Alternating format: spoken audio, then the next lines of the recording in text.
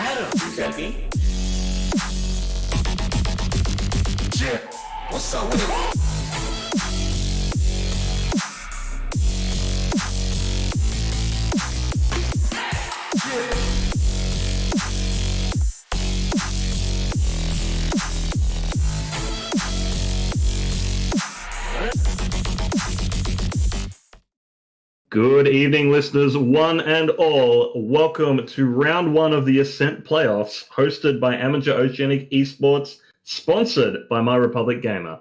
I'm Peronius. Back with me tonight, as always, is Temporal. And, we finally made it. Playoffs. What are we looking for tonight, buddy?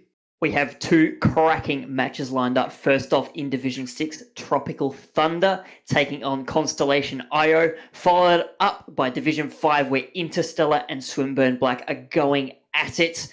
These matches, Peronius, are going to be insane. They've met throughout the season. We've got a rough idea of how these teams fare up against each other, and as you mentioned, it is the first night of playoffs. The winning team today goes through to the grand finals next week, where they will be playing for their share of that sweet $500 prize pool supplied by My Republic Gamer.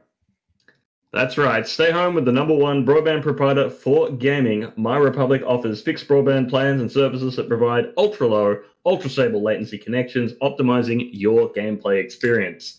Enjoy exciting privileges, special gaming offers, and exclusive access to their specialized gamer perks.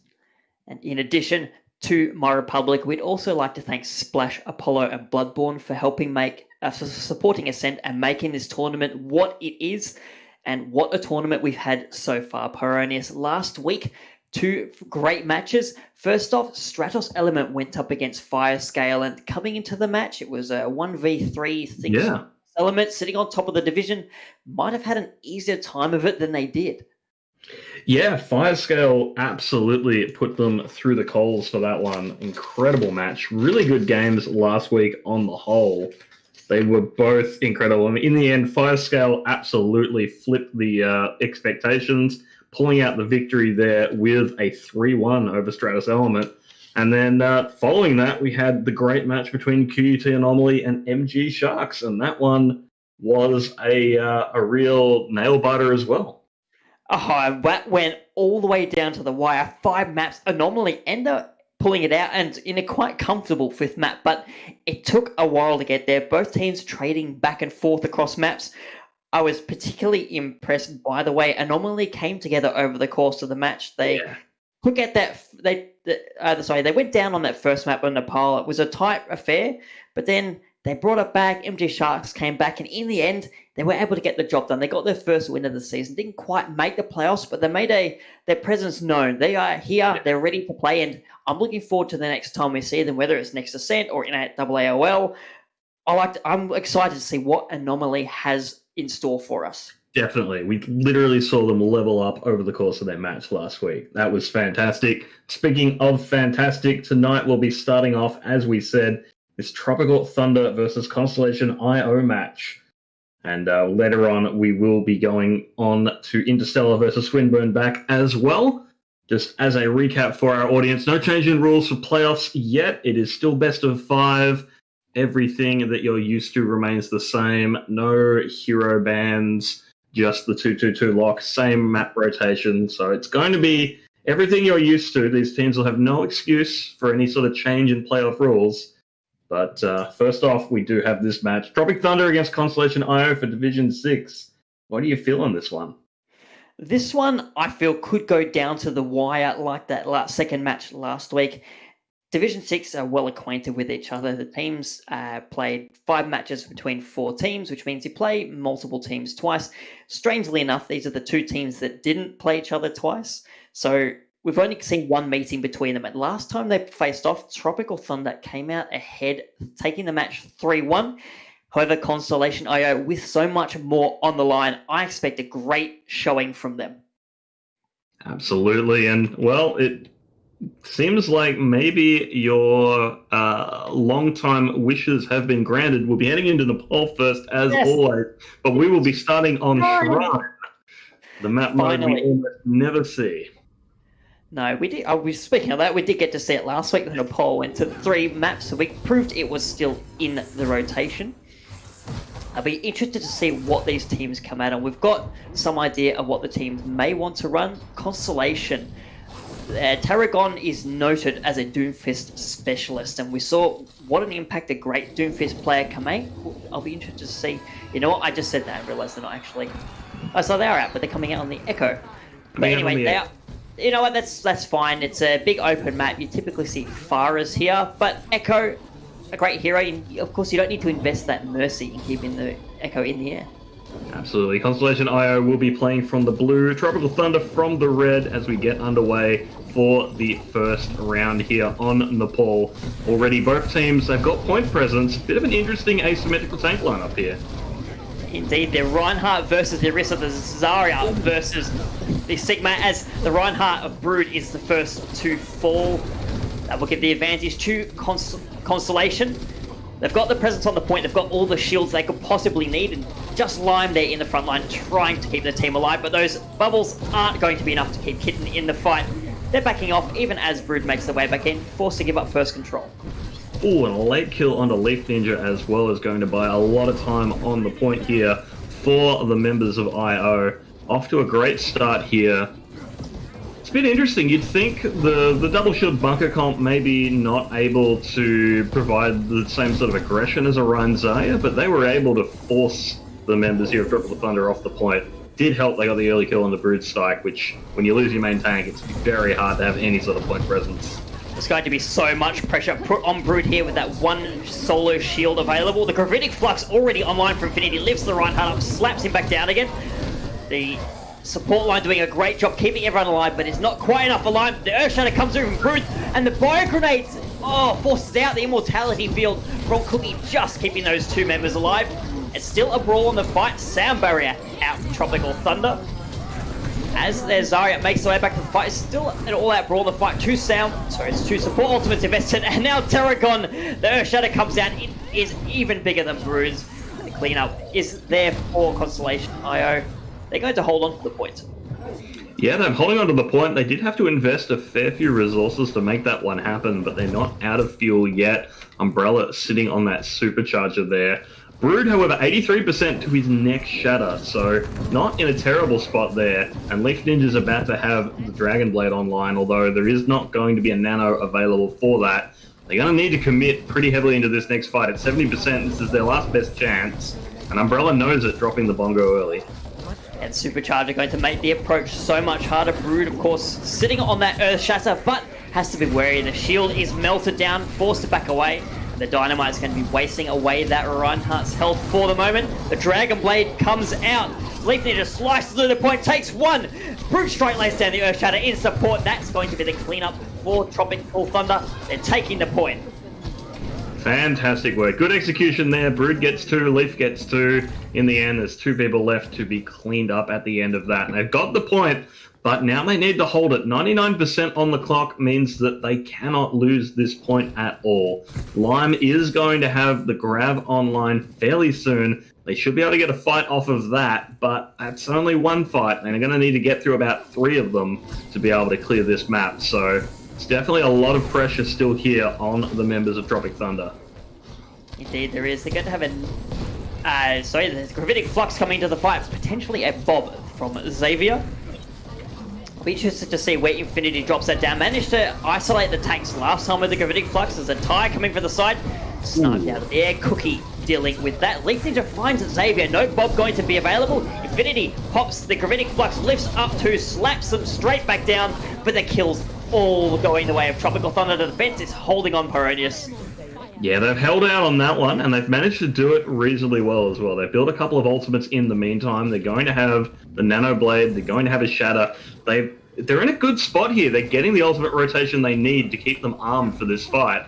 And more importantly, the members here of Constellation, they've used some ultimates on that engage as well, so they're not able to bank up ultimates for an overwhelming force. 65% on the clock. We're looking at 2 fights now. The defense has to hold out here. It's definitely possible. Whoa, nice Bio Grenade there as Io makes the way out onto the high ground, hits 4 people, PvP noob, finishing off Xavier, and the Dragon Blade in again, this time supported by the Nano Boost. Leaf Ninja gets knocked back, gets stunned and removed from the fight. Terragon claiming the final blow, but that was a team effort to deny the Dragon Blade. Absolutely. Infinity hitting him with the accretion there means that it doesn't matter that you're a Genji with the Nano. You are still in a world of trouble when you've got a whole team worth of people shooting at them. The Brood Strikes is not over yet. Right into the Earth Shatter. Terragon unleashes the Reinhardt of their own, but it's not going to be enough to force out of the duplicates. PvP Noob gets to work on Cookie. Player advantage still with the defending team, but Terragon bringing it back for Constellation IO, flying around, finishing players off. Xavier gets the dynamite kill onto PvP Noob, and just like that, IO bring themselves back into the fight off the back of some great DPS play. The overtime wick is burning down for Tropical Thunder, but as the point flips, it's going to burn even faster. IO finishing off the round, putting themselves up here on the pole. Great performance there from Terragon, pulling that one back from the brink of defeat. They had a great opening, Constellation did, and it looked like maybe Tropic Thunder would be able to get away with it. But in the end, even a great shadow from Broodstrike, not enough, as that echo from Terragon just putting the pain down onto the members of Tropic Thunder. And you saw the ship protection available from Constellation IO. They really only lost that one fight to lose the point, but their double shield made itself known at the start. Once Broodstrike went down, Tropical Thunder had no protection available to them, so it'd be interesting to see if Tropical Thunder chooses to change up this comp over the course of the match. Yeah, so far they are sticking with what's been working for them. Some changes to the DPS, of course, but you expect that. Leaf Ninja now on the May. It's a good opening wall, but no one's really in position to follow through on it. Now Broodstrike actually ends up a little overextended, trying to take advantage of that. A little bit of danger through there. Yeah, but PvP Noob on the McCree, making inroads, removing Infinity from the fight. Terragon going to hunt the remaining two down. That Focusy Beam, even post-nerf, still so strong. Absolutely. Now we're going to have, again, early point capture for Constellation IO. But, well, we have Leaf Ninja over onto the Doomfist here now. We'll see if that can be the difference maker. And the enemy DPS, not the easiest targets to hit with the Doomfist. Both Ashe and Echo. I mean, Ashe generally wants to sit fairly far back where it's going to be a deep dive to get on it. And Echo, of course, in the sky. Xavier putting down the pain here from that high ground position. I mean, Leaf Ninja not even going to make a difference if the rest of the team is dead. That dynamite so deadly erroneous. Just picks up 2, and Xavier finishing with 5 kills in that fight. Yeah, 5 finishing blows in that fight. Incredible performance from Xavier. Perhaps unsurprisingly, Bob available for the next fight. And, well, the members of Tropic Thunder, they still don't have their ultimates online. Big Oonts, rather, now getting the Nano online, but no one really to pair that up with just yet, unless you're going to stick it on the Reinhardt and let him go wild. That may just be the aim of the game here, as there's a duplicate Reinhardt, a duel going out on the top, and Terragon removed from the duplicate already, so the Nanoboost making it an impact, but Xavier having absolutely none of it, picks up to the rest of IO, walking all over the remaining members of Tropical Thunder. They're going to hold on to the point as they build up towards 70%. Yeah, they're looking really solid here, and we're seeing some changes now coming through. Big Oonts moving over to the Moira. It's this sort of desperation territory here for Tropic Thunder, who are at a very real risk of basically going through this one 100 to 0. There's a lot of ultimates still available here, and that's going to be them coming out. Oh. PvP Noob goes straight up into the top of the skybox, courtesy of the the Gravitic Flux getting caught out there. Immortality Field going to mean everyone on the side of IO stays alive, and it allows Xavier to get to work. Meteor Strike down on the point, but Bob cleaning house. Picks up 3 as Infinity eats the grab from Lime. That second point was so much more in IO's favour, and the scoreline showed it erroneous, 100 to 0.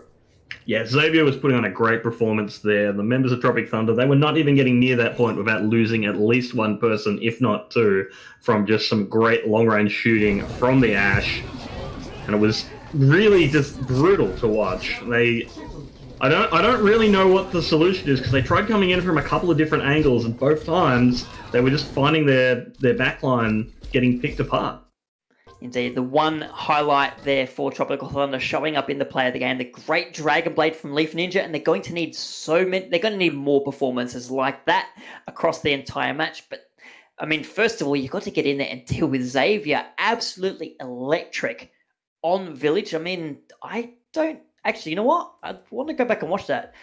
I'm pretty sure there would have only been one or two deaths in the entire round there for Constellation IO.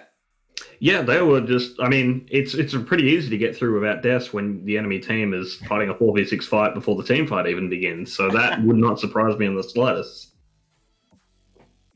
No, so Tropical Thunder definitely have their work cut out for them. They got to find a way to deal with these DPS. They made so many inroads. We saw Terragon on Shrine just melting down. They, bringing back that fight near the end to keep IO in it. And then, yeah, as we've just mentioned, Xavier going to town on the Ashe.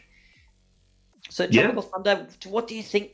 Do you think they try and fight fire with fire, try and mirror up the Echo and the Ashe play? Or is there something else they might want to run instead? I don't know. I think, you've really got to... I think they need to play around their tanks a bit better because both of these rounds, they've seen a different DPS on IO just absolutely obliterate them. And it comes down to needing to play a bit closer around those shields, deny the enemy DPS chance to get these entry kills, and just try and move together as a team, pick the fights, go into them with a plan so that you can execute those fights quickly. Rather, because the longer the fights are going on, the more chance you have for the enemy DPS to find an opening and pop off. And I think that is probably the difference there. So I don't think it's like any particular hero picks that are necessarily going to prove to be the kryptonite. I think it just comes to needing to play more together as a team to not give those openings that the members of IO are obviously very good at exploiting.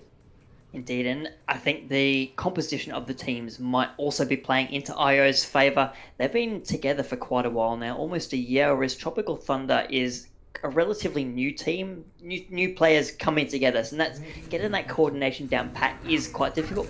And although, I mean, I say that, but then we look at the previous result from the meeting between those teams, and Tropical Thunder 3-1 is a great result, so I wonder maybe IO was just having an off day that day. Maybe IO are just extra charged tonight. It's playoffs. They're going to know everything's on the line, and they're here to win it.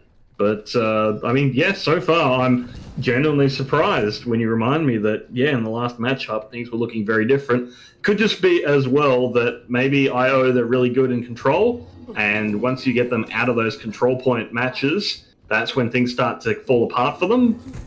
But I don't know, from what we've seen, they weren't making critical errors with old economy or anything like that, which are usually the place that maybe you get away with it in control and not so much in others. So I'm curious to see how things unfold because they are definitely looking like the stronger team here based on that one map. Speaking of unfolding, Burrito taking the fight right to Xavier on the Widowmaker. Gets in deep with the team, not a position you commonly find a Widowmaker, but having trouble finding shots. There's so much shield presence available for IO, and they're hiding behind the well, using the environment and those shields to great effect. Yeah, I mean, we said last week it's pretty rough to run a sniper into double shield. Very hard to get the openings. Ninja, unfortunately, pulled out from behind the shield, picked up by Xavier, and now the offense, or the aggression rather, coming out. There goes Burrito Terragon, making that one count. Oh, no luck for the Widowmaker. He will see if they choose to stick on it. Bishop probably should have mentioned that Burrito has been swapped in for PvP Noob, and Kono has been swapped in for Kitten on the side of Tropical Thunder. Hopefully these changes, as Burrito changes across to McCree, are able to make a difference. Umbrella, the shield goes down, force her back up a tiny bit, but another shield at the ready. As Leaf Ninja goes very deep with the concussion mine over the top, walks straight into the sticky palms of Terragon's Infinity, finishing off that kill. There's a nano-boosted Reinhardt on the point. Bloodstrike and Lion, the two tanks from Tropical Thunder, making impact, and it's worked for them. They've got the kills they need, and all of a sudden the tide has turned Tropical Thunder in control of the points. Yeah, it looks like the ults are getting staggered out here. Bob landing off the point there, maybe not what they were intending there. Not going to do a lot. Gets slept and taken out pretty quickly, so it's not going to buy a lot of time for the defense. Maybe enough time for them to set up, but at the same time, they're still losing people here. Xavier going down, but a lot of late kills. Yeah, a lot of late kills there means that actually the members of IO should be able to set up an early defense here, even one person down. Burrito off on the side goes very low. Needs those supports to come out of the spawn room. Give the McCree a little more health so they can get back at plugging at the enemy shields. Looks like IO backing off. They're not wanting to take the fight right in that spawn door.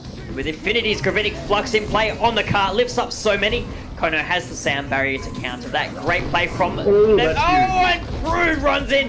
Nano Earth Shadow on the table. The Bio Grenade to follow up. But the Immortality Field out from Zan, keeping the defense alive. It's not quite enough for Infinity, as everyone has to back away due to the cart's imminent approach. That's the opening that Tropical Thunder need.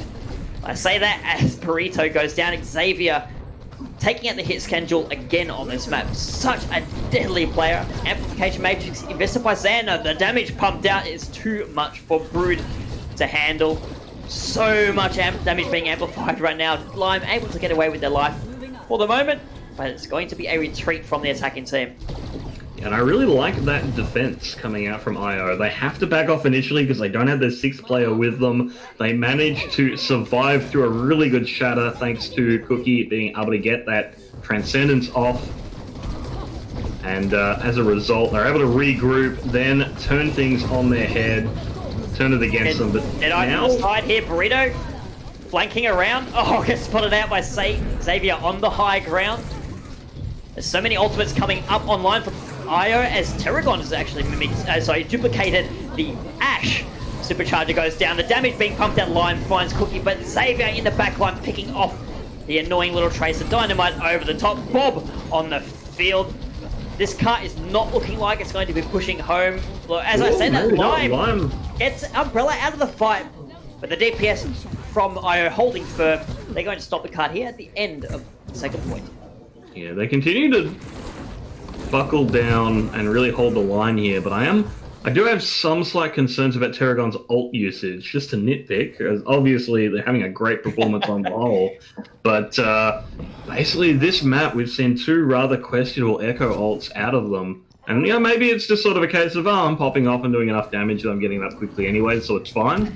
But with an ult as impactful as that one, and we saw them putting it to great use back on Control, it's a little bit of a shame to see them throwing them away. Though, again, they may be throwing them away, but it's not as if IO are struggling over much from it. We've got a really great defense here at the end of B. This can be a nasty position to crack open once you've got it. I feel like looking for the Gravitic Flux. There it comes out. 4 players caught. The sound barrier from Kono will keep everyone alive.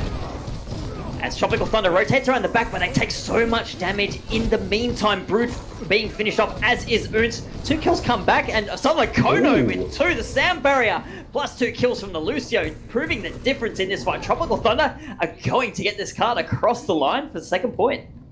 Yeah, some great plays there. I was a little worried because Leaf basically teleports to go in and then finds the rest of his team held up by the Gravitic Flux there. Might have been dangerous. They meant to back off a little bit, just wait until someone else is able to provide a threat as well, so they're not able to be easily focused. And with that, fight got a little messy, but in the end, the raw damage from those Hellfire shotguns makes the difference. And Zan not going to let that happen a second time. No, Leaf on the high ground, duking it out with Xavier, not expecting the Baptiste to join the fray. Terragon loses the duplicate after no time flat, but you've got some ultimates coming online for the defending team. Cookie sitting on the Transcendence. As Tropical Thunder waits for the opportunity. The Graviton Surge invested, countered by the Trans of Cookie. Lime takes a rock to the face. Bob on the field doing something in the back line. Will be pressured down, but not before taking Burrito out of the fight. That might be enough to stall for now as Cookie finishes off Brood. Yes, that will be enough. Tropical Thunder forced back yet again, but 1:30 still remaining on the clock. Terragon now over to the Doomfist as well, something of a signature hero. And maybe that is why Terragon's actually moving over to the Hanzo, not the Free. The Makanzo? Yeah, the bow and arrow. That's the one. But yeah, maybe as a Doomfist specialist, I can understand why you just throw out ults whenever you have it, because that's what Doom plays like. But... Xavier again opening up with a kill, and that leaves Tropical Thunder to walk right into IO's Gravitic Flux. Terragon, the Echo Swap onto the Hanzo, proving rather fruitful right now, picking up 2 in that fight. Xavier finishing off the others. this DPS duo is so good, Peronius. Yeah, and I like the way, like, IO are really smart with these fights. When the pressure is being put on them by this very forward momentum-based Reinhardt composition, they're backing up, they're giving ground, but then they're winning the fights out in the end. So I like the way they take these team fights. Now, I mean, that's brutal. We've got 20 seconds left on the clock, which means that they are going to get one more crack at this one, are the members of Tropic Thunder. But if they're able to get this stagger kill, that's going to be rough, because it is now a 5v6 fight coming in. We're onto the emergency heroes. There's a bomb on the field, that's going to hurt on the approach as well. They've split the Tropical Thunder, the Death Blossom is the first ultimate. If it's in the fight, and it's enough, it gets 2. Leaf Ninja following up onto Umbrella. Xavier, though, gets 2 back. One of them's the Bob, but Leaf Ninja eventually hunting the Ashe down, and now it is all in for Tropical Thunder. They cannot leave the cart, Peronius. They can't leave the cart, and they don't have a tank anywhere near it to keep these members safe. The Dead Eye on the field. No, Burrito just stands there, gets melted down. The Sand Barrier not quite there in time to save the McCready's life. Infinity picking up that kill. Now it's just a brawl on the cart. Even numbers for the moment, but any kills are going to favour the defenders. Zan knocked off the side. Terragon gets one back onto Leaf Ninja. The trade's going back and forth. Infinity taken out of the fight, but Kono gives their life for it. The cart is so close. They've still got some presence there. The Transcendence from Cookie going to make sure that Umbrella's Hale and Hearty on the cart. The Wrecking Ball not really going to bop the Orisa around that much when the Fortify comes out. The cart, they're getting home. It's there. The Wrecking Ball not away. Oh, so close for Tropical Thunder finishing off the map. What just goes to show, you don't need to win the team fights, you just need to win the objective. When you got a Wrecking Ball that is knocking everyone away from that payload, sometimes that's all you need. Tropical Thunder able to get this one across the line in overtime, but they're still going to have a bit of an uphill battle here with how well Constellation IO are playing. They need to try and stop this team up somewhere before that final line. We'll see if they can manage it, because their defense, at least on Shrine, was looking okay. They managed to get a couple of fights under their belt. If they're able to continue to put up those sort of numbers, maybe they can stop this before it gets all the way through. Burrito wanting to fight fire with fire, saw how good Terragon was on the Hanzo, and thinking, you know what, maybe that's the key to victory here. Leaf onto the Sombra, so not a composition, not a combination of DPS. You see rather often. Yeah, I'm wondering what the Sombra's for, because I can definitely, like, you run Hanzo when you're running Zarya, and everyone knows exactly what that's going to look like, but I'm wondering, like, Leaf Ninja, obviously we've seen them hover Sombra a couple of times. They came out on Shrine on Sombra and then swapped over, so definitely a go-to comfort pick, but I'm wondering what in particular you're hoping to see, hoping to shut down on that hero. Xavier starting out in the Widow, not finding anything before switching off to that tried and true Ashe pick, and why wouldn't you at this point? We've been so decisive so far. There's a quick rotation coming through from IO. Take up place on the high ground. No opposing Sigma on the other high ground, the typical spot. Of course, Lime's still on the Zarya. Quick hack onto Infinity. We'll stop them ever so briefly, but Leaf going down. Xavier picking up a kill onto Burrito. The Hanzo removed from the fight. That's all the DPS gone for Tropical Thunder. IO can now push onto the point at their leisure. Great dynamite there. It's going to force everyone on the defense back. Yeah, there's going to be a lot of pressure coming down onto these members here of Tropical Thunder. A lot of damage coming into them, and there goes Broodstrike taken down once again by that focusing beam. From that, it's going to be easy cleanup here. And, well, Leaf Ninja still sticking with this Sombra, so hoping to see a bit more out of it. As we said, this seems to be a comfort pick for them. Oh man, taken out again. You can't die so often, so early on the Sombra. They're a great hero for getting away. If you're going to play Sombra, you've got to be better at it. You've got the get out of jail free card. You've got the translocator. It's... Oh no, Lime. Might not be spotted, may be able to sneak past Xavier. Maybe, but they're still in an awkward position here. Even if they don't get spotted and staggered out here, they're not going to be with the rest of the team. Although, actually, IO backing off here. This is an opportunity. Oh, Still need Lime. to regroup with their off-tank. At the moment, the split tank line is sort of a liability for them, but there it is. They're back together. There you go. Brood comes to the Oh. rescue, but they lose Kono. In the meantime, Terragon finding a way around the big Reinhardt shield. Lime picks up a bit of charge. Forced to back off as the car is making its way up the second street. Terragon finds Big Oons in the backline. The Gravitic Flux invested by Infinity lifts Leaf Ninja right into Terragon's line of fire. This Echo is absolutely filthy right now. IO marching the cart forward. They are well placed to finish off the second point. Absolutely, this is an outright slaughter. Big Oons getting taken out right in the start of the Coalescence as well is definitely rough. Can be a really good ult for cutting through that double shield. Now Kono getting staggered out as well. It's going to be an even longer before the defenders are able to put up a fight here. They need to change the pace of this one. But look at all the ultimates that the members here of IO have. They've got 5 ultimates online. Defenders, they're going to have a fair few of their own, but they need to execute onto this before they get rolled all the way over. IO has everything but the big inverted Oh, no. kitchen sink, and Terragon opening up onto Burrito, and that's the focusing beam. That's just like a 10-meter range now. What is an Echo doing up in a Hanzo's face and taking the fight win? Great Dynamite forces the Immortality Field to be invested. It's burnt down. The Amplification Matrix tap. Brood marches forward, lays down the Earth Shatter, but it's mostly into Umbrella Shield. Bob on the field, as well as Xavier sticking with that normal main gun that Ashe has. Picking up 2, and it looks like it might be all said and done for Tropical Thunder. Terragon marching their way through with a big hammer, thanks to the duplicate, and the cleanup is there for IO. The cart touches the yellow box of, well, going again. But 4 minutes 30 on the clock. Tropical Thunder, even if this goes to overtime, they're not going to get another attack. Pyronius. No, this is not a great position to be in. It's going to be very hard to stabilize here, and sure enough, that will get across the line. EMP goes off, and that will be Constellation IO picking up the win. And by EMP, I mean the EMP of the cart in the Omnic base, not Sombra's ability, just to alleviate any confusion there. And wow, what a time bank IO has to work with. 4 minutes 21, more than they started with. And they didn't need a quarter of that to take the first point the first time.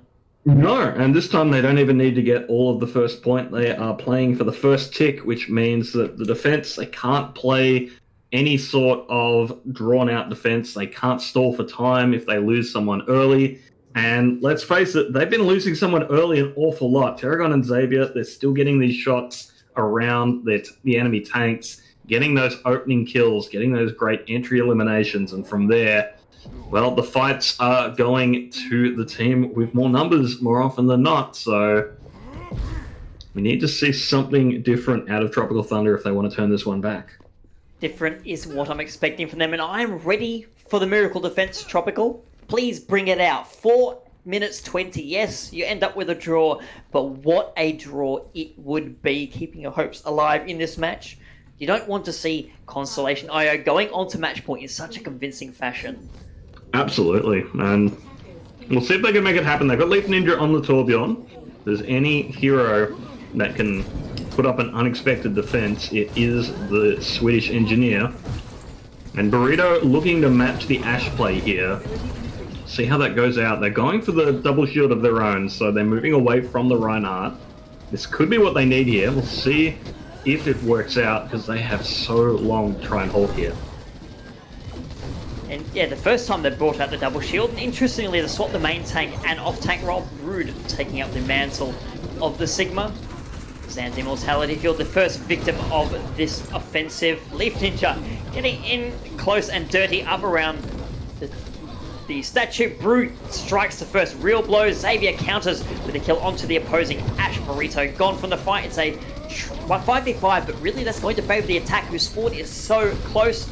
Terragon down on ground level, doing what they can. They don't even need to be in the air right now. Lime picks up Umbrella, so far the kills slightly favouring the defense.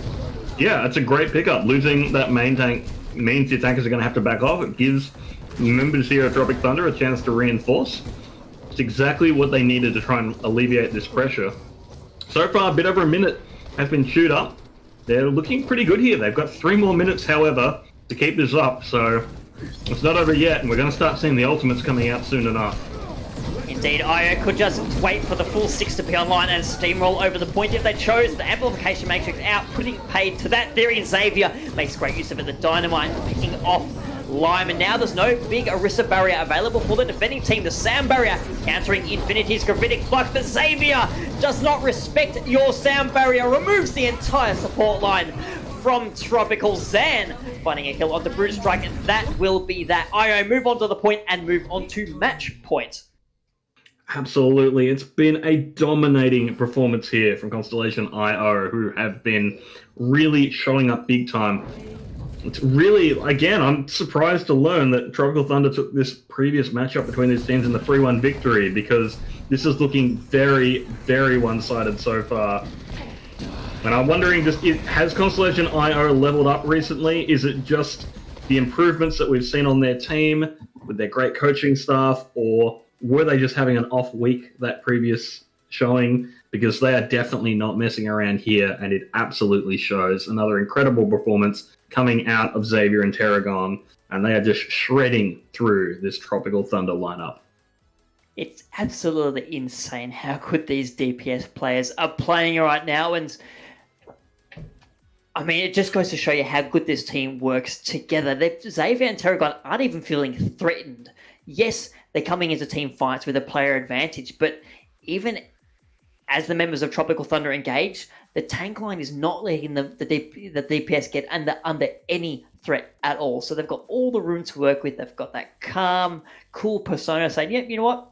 I've got what I need. I'm just going to click heads." So it's a testament to how well Constellation IO is playing around each other.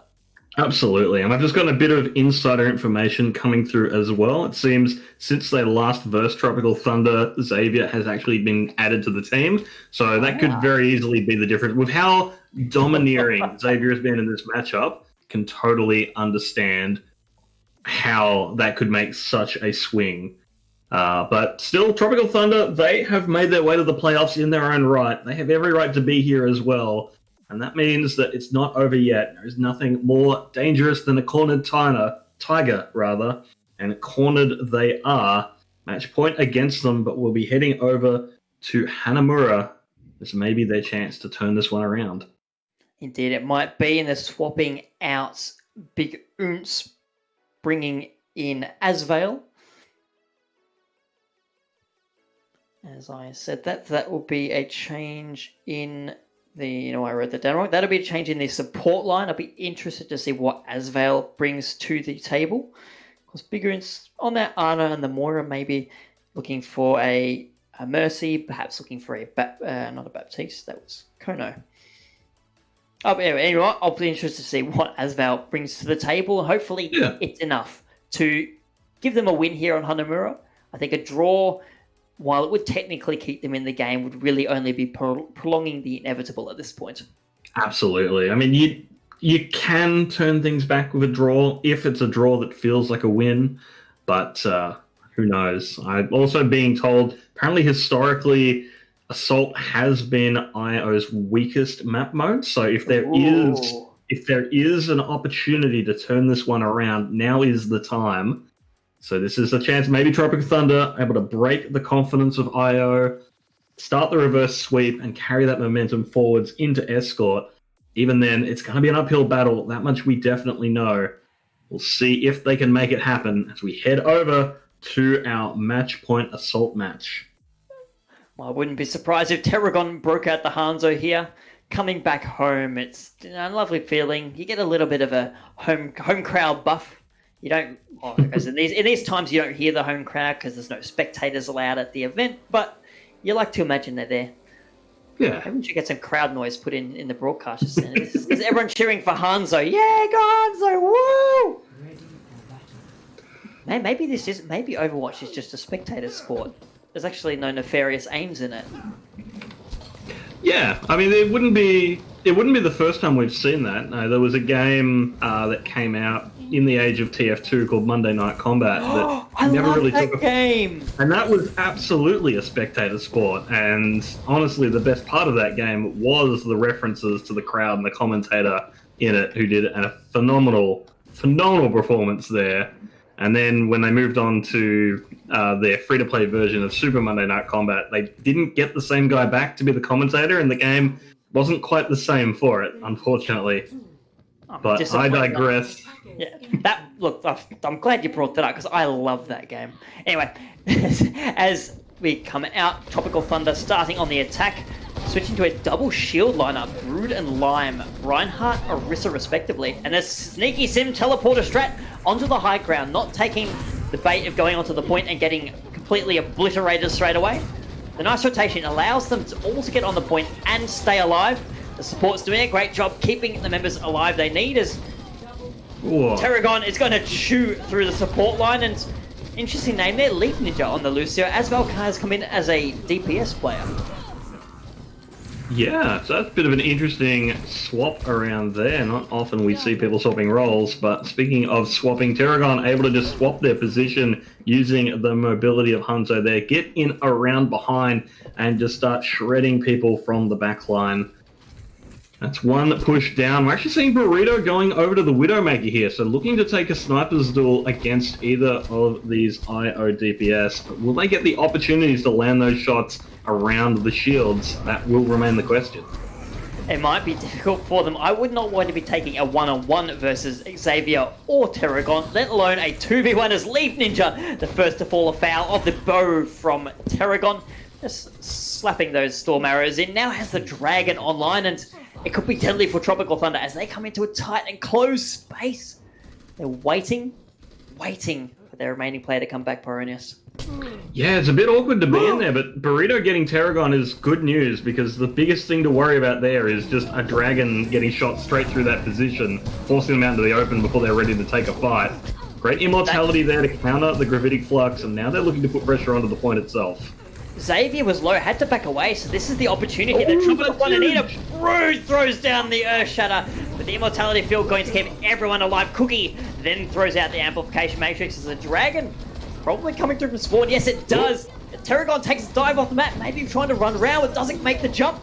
This is the opportunity that Tropical Thunder was waiting for. They've got the 5v6. Burrito removes Cookie from the fight. They trade out for Leaf Ninja. Bob charged into a wall. Umbrella finishes off Brood in the middle of that. The Immortality Field not quite in place to save the Reinhardt. Umbrella picking up two. Xavier with two of their own. And all of a sudden the tables are turned. Io back in the fight, holding on to the point. No percentage given.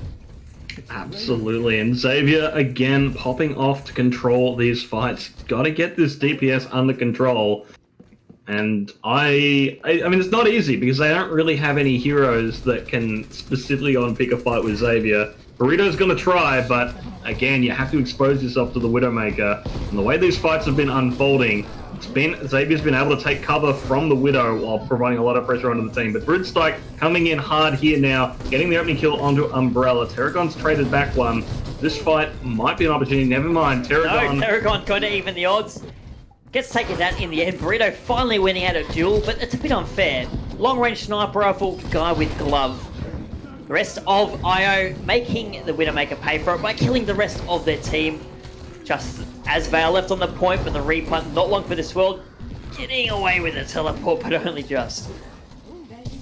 And Kono looks like maybe going to get out as well, but 30 seconds left of the clock. There's going to be one more chance for this one. Lime's about to have a grab online.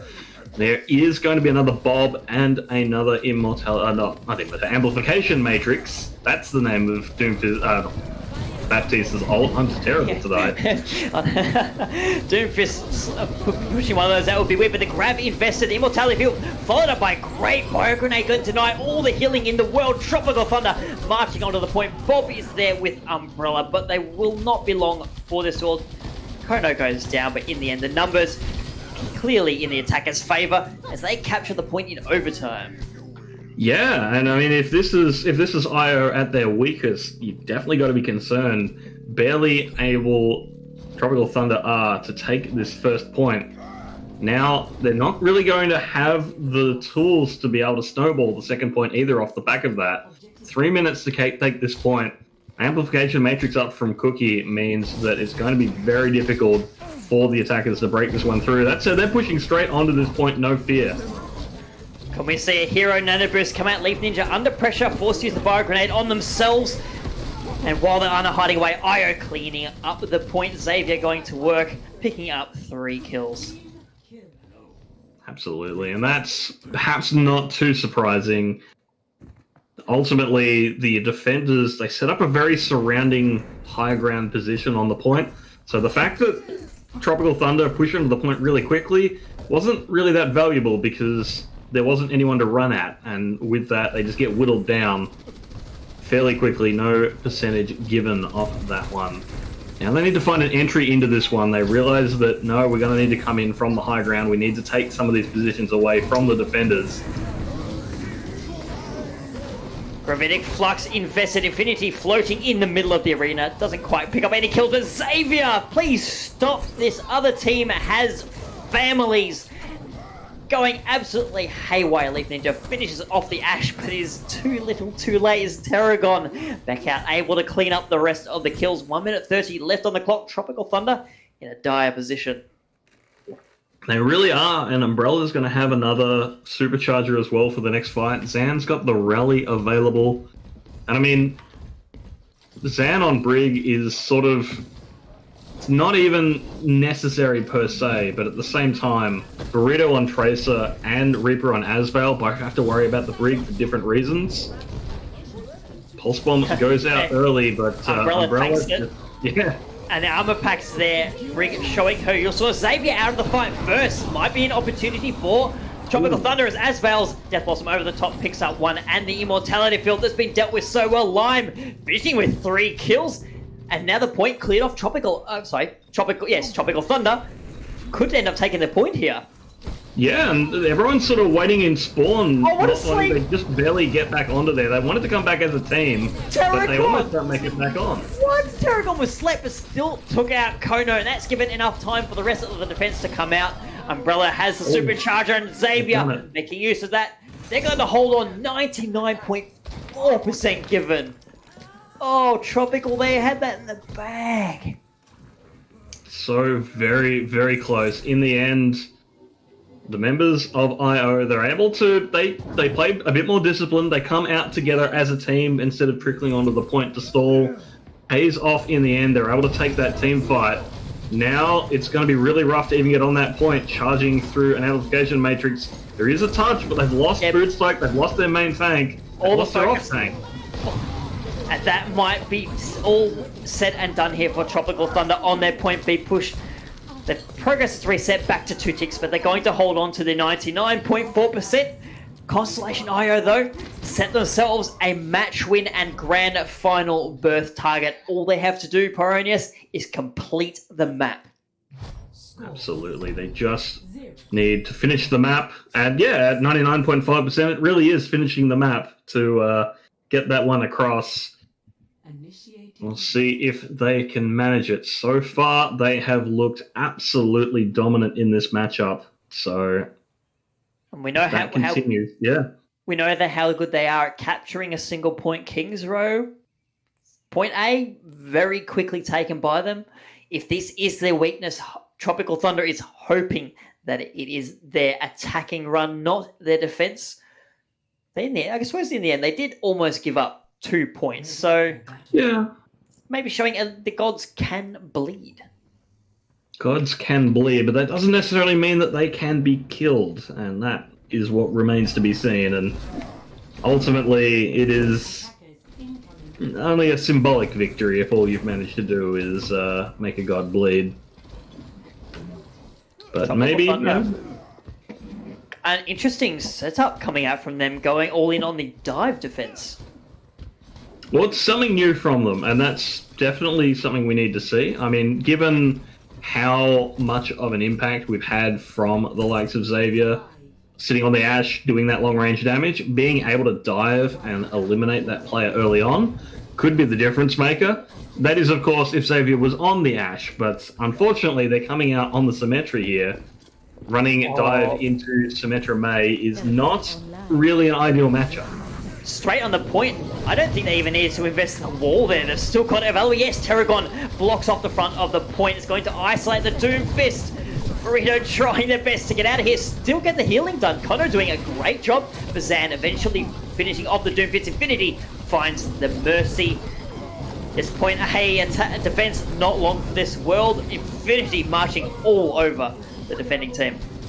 That's really unfortunate too, because I like the adaptation coming out from Tropical Thunder. They needed to try something different. It's just, unfortunately, at the same time, IO come out with something that just completely shuts down the comp that they've gone with. Teleport's going around the side. Tropical Thunder's aware of it.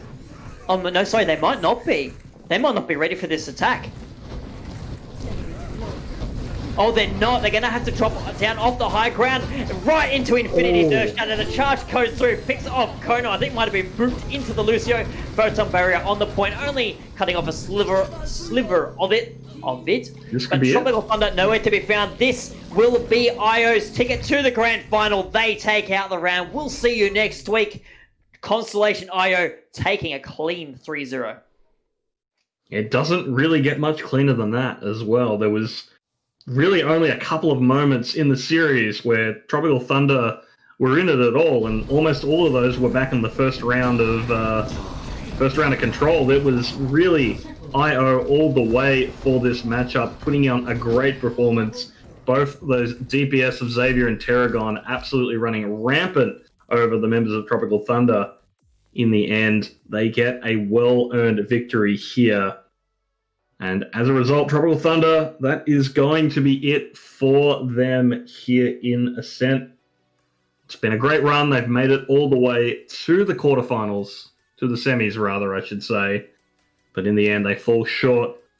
Constellation IO will be going on to next week for the grand final match of their division. Indeed, they will come away with at least one player of the game there. We saw that Leaf Ninja on the Genji slicing and dicing their way through Constellation IO and proving a really resourceful player, being able to swap roles. I don't think we've seen that at all in the tournament so far. A player on the broadcast swapping roles mid-match. Yeah, so great flexibility being shown, being able to move from the DPS role over to the support role. In the end, not able to make up the difference. And again, just what an incredible performance there from Constellation IO. And it was a whole team effort as much as it was their DPS, so they're showing up in the kill feed. We're seeing a lot of great work being done from the rest of the team to enable it. Some great work from the supports as well, in particular Zan putting on a great performance on the Baptiste a lot of the time. So often was a nasty engage against them, stopped up by a timely immortality field.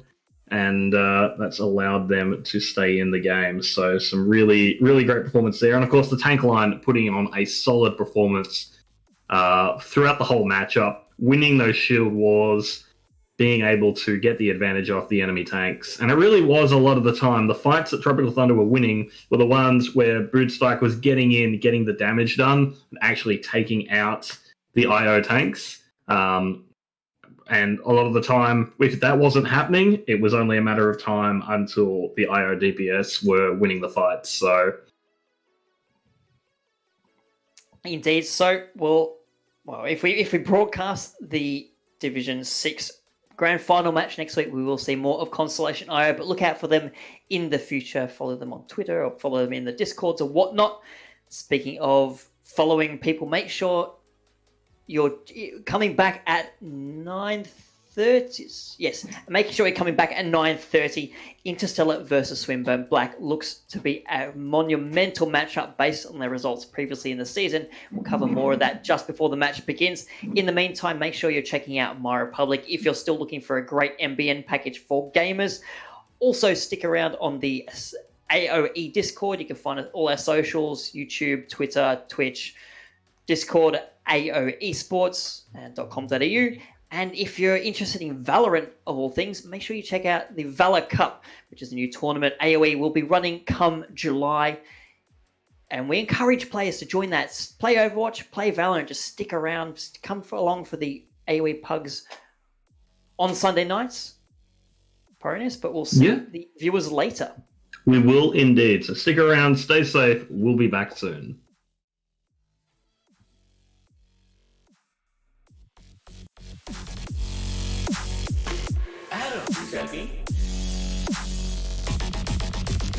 Yeah, what's up with it?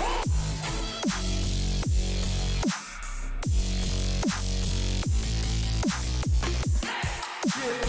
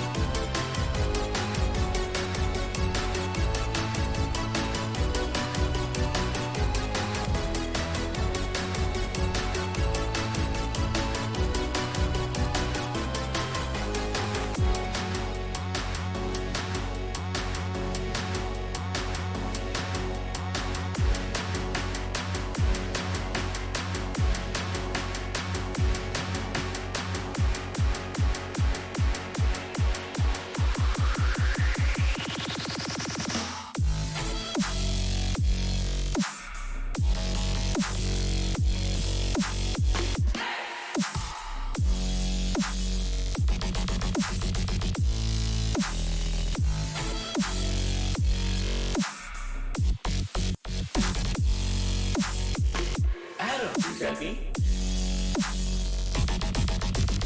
Yeah, what's up with it?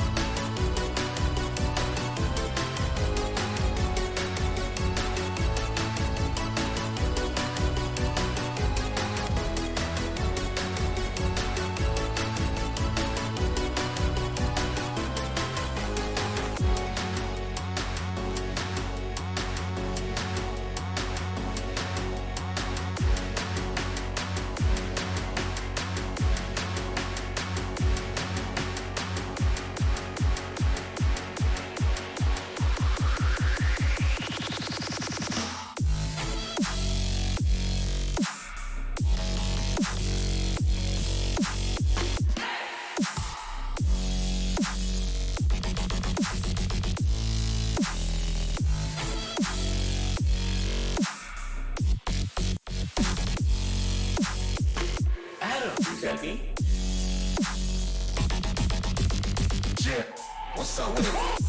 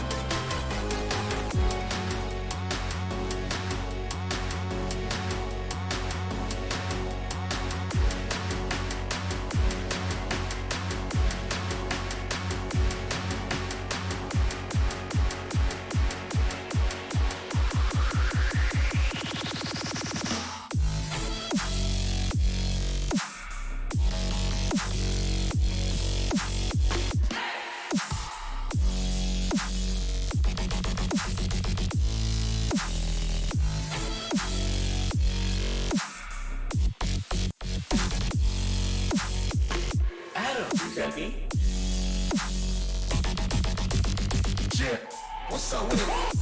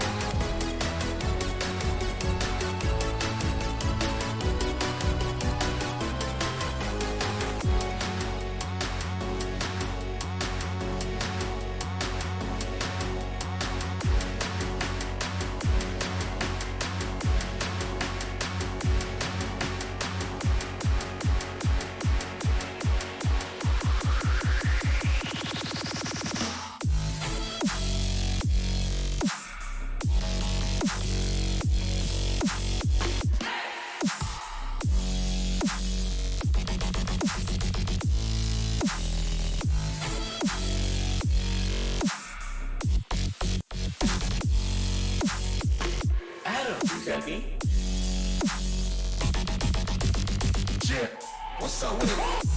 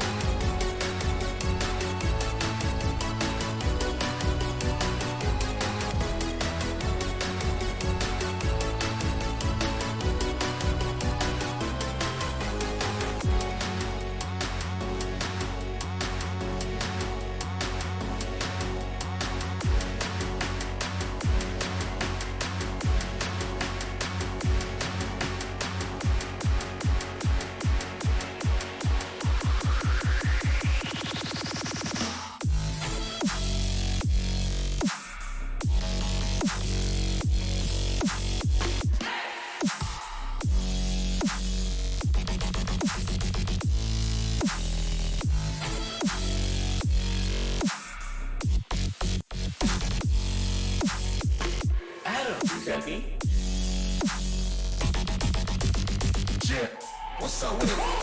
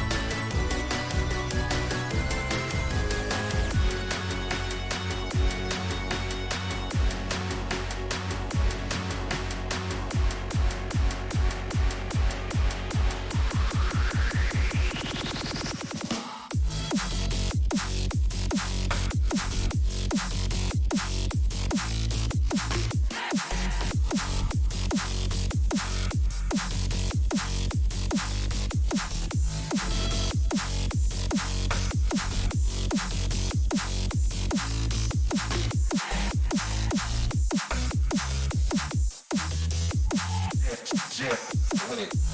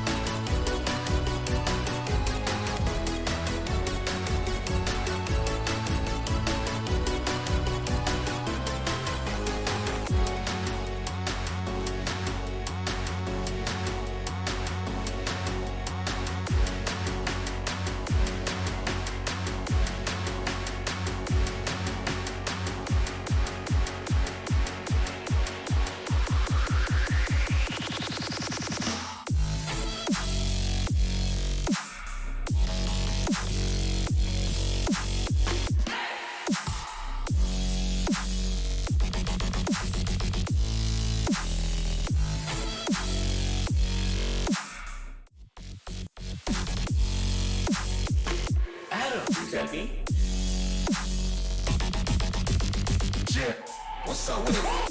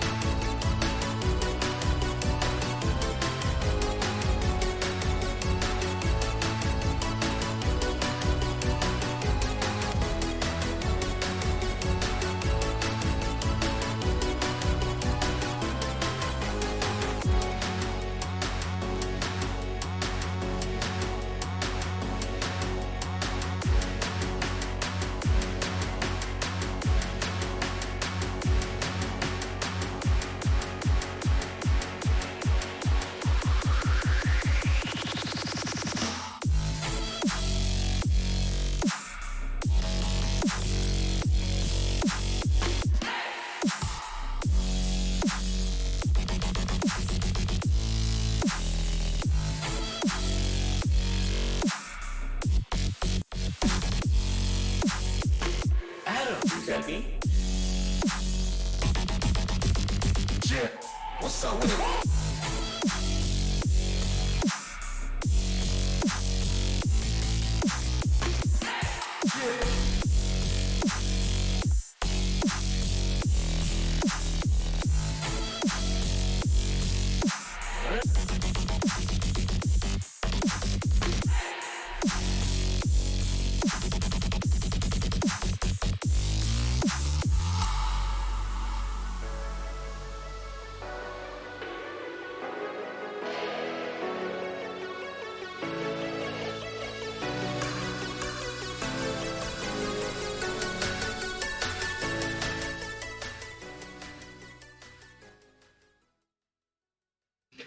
Good evening and welcome back, listeners, one and all, to the first round of playoffs for Ascent. That's right, it is semi-final Ascent time. I'm Peronius. Back with me, as always, is Temporal. If you're just tuning in, you missed a ripper of a match before between Tropic Thunder and Constellation IO, which in the end was a clean 3-0 victory for Constellation IO. And now we're going to be bringing you this Division 5 matchup between Interstellar and Swinburne Black.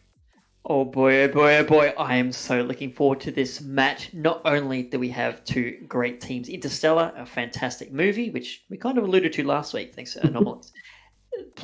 Team picture, but Swinburne Black, my former university team. Well, my former university, there wasn't a team back in the day because I was at uni before Overwatch was a thing. But just looking back at this group, Division 5 is probably the most hotly contested group in Ascent right now. The top three teams all played each other, all with 3-2 results. So this match, Pyronius, could go either way. Absolutely. The last time these two teams went head-to-head was a Swinburne Black victory. Other way around. As you say, on that map 5. Other way around, really? Interstellar won. Yeah, Swinburne lost twice. They lost to Avoiding Weird Champs and Interstellar. Yes, I see that is the way this is formatted, and that is absolutely on me. Interstellar won. However, that just means that Swinburne Black are the favourites now, because that is how it has gone every time we've made predictions based on past results. And certainly both of these rosters have some very familiar names to the local scene in them, so definitely a big opportunity here to show your stuff and really impress us here. Well, speaking of famous names, let's introduce our rosters. We have for Interstellar, their starting lineup is Troy, also known as Turtle, Derpychar, Sir Cream, Scrim, Cressel Key, and Vespidis. Swinburne Black is Filezek, RD Polarity, Atticus, Subred, Dimple, Whisker, and Coronet. Absolutely. As always, we will be starting over on Nepal. If you need a quick recap of the rules before we get this started, it will be a best of 5. So first 2-3 always start on Nepal. We'll then go through to Hybrid, Assault, Escort, and then back to Control as needed. There's no hero bans whatsoever in Ascent, although we do have the 2-2-2 lock. And it's only up from here. Both of these teams fighting for their shot to go through to next week's grand final, try and get their share of the $500 prize pool provided by our sponsor, My Republic. Indeed. We'd also like to thank Splash, Apollo, and Bloodborne for contributing, making Ascent what it is, giving these teams something to fight for, and fighting, Pyronius, is exactly what these teams are going to need to do. They cannot let their foot off the gas for a single moment, otherwise their hopes and dreams of taking out the Ascent title will be in tatters. As we load into the game, I'm excited to see what the teams bring out. Both relatively new rosters. Of course, Swinburne Black would by necessity have a rotating roster of players, given that uni students are only at uni for a limited amount of time. And Interstellar, a new roster, this is their first tournament together, and they made quite a showing so far. Yes, they have. Both of these teams doing very well so far. That's why they're here. We're here into the semi-finals. Both these teams looking to get through to next week. We will have Interstellar playing from the blue, Swinburne Black playing from the red. We'll be starting, of course, on Village. As is tradition, I'm looking forward to 6 grand finals being played next week and 6 rounds of Village being the opening map for everybody. Hopefully, everyone is well familiar with it right now. It looks like we're going to see some different compositions coming out from each lineup. Yeah, it looks like we've got a sort of a more traditional lineup coming through from the members of Interstellar for Village. They're rolling out with the Mei there. They're going the Symmetra as well, as opposed to maybe as opposed to the Reaper. That is going to help them get that early point position. And they're actually running 2 main tanks there, Derpychar and Vespidus, locking in the Orisa and Rhine respectively. And on the other side, we actually got the Pharmacy coming out with RD Polarity and Atticus taking to the skies. We're actually just going to have a quick restart of the map. One of the players took a long time to load in and in fact wasn't ready to go as the gates opened. And given that nothing had been revealed, these teams weren't able to see each other's rosters. Nothing lost by doing that. No one had any early advantages to speak of. So we're just going for a nice restart here. Clearly, someone not a My Republic gamer customer, not getting their gaming traffic optimized for delivery to Blizzard servers. So get on that, dear player and dear viewer. We'd like to see lots more My Republic customers in the chat. Don't know how we'd identify you. I mean, you could always lie and say you already are, but let's not. 10 seconds left. No one's going to be changing anything up. And Troy on that Symmetra, I feel, Pyronius, that might just be to get them out of the gate. Maybe it could be. Could be. We could see the swap to Reaper. That is pretty standard there, so I wouldn't be too surprised. But no, it looks like they are committing to it. Meanwhile, we've got Coronet on the Tracer, not someone we've seen as much in the meta as a Heyday. Definitely an opportunity here. It's two very different compositions. Indeed. Troy set up on the point. Those turrets are going to make life miserable for Swinburne Black as they make their way into this room via that door. Charged up and firing away with that high-intensity beam. No one's died yet, but the point being captured by Interstellar. They're getting the first lick of progress, but Hiding Polarity marches in, cleans up through the barrel. Kill from RD Polarity will open it up for Swinburne Black. And that was just in the nick of time as well, because with their main tank being walled out, with Subred stuck in the point, getting focused down, couldn't have come any later, rather. RD Polarity taking over the match, getting a late kill there onto the enemy Mercy as well. Scrim swapped over to the Echo, trying to make this a Sky duel. Gonna have a Pharmacy versus an Echomacy? I don't know if we've got a term for that one yet. Echomacy, I feel, is the most language-friendly one. Absolutely, but a great opening here for Swinburne Black, and RD Polarity continues to take control of this matchup. However, Scrim has gotten the payback. Let's see if they can camp that body to make sure that the res doesn't come through. So far, doing a great job of it. Hopefully Swinburne able to make an impact without their Starfarer, Subred and Coronet, showing that they don't need no Sky Princess to get the job done. They can do just as well. Swinburne Black holding on as they build up past 50%. Yeah, this is looking really good here for Swinburne. And now they've got their main tanks, or rather their tank lineup has their ultimates online. RD Polarity is 50% to the next barrage. Coronet's got a Pulse Bomb.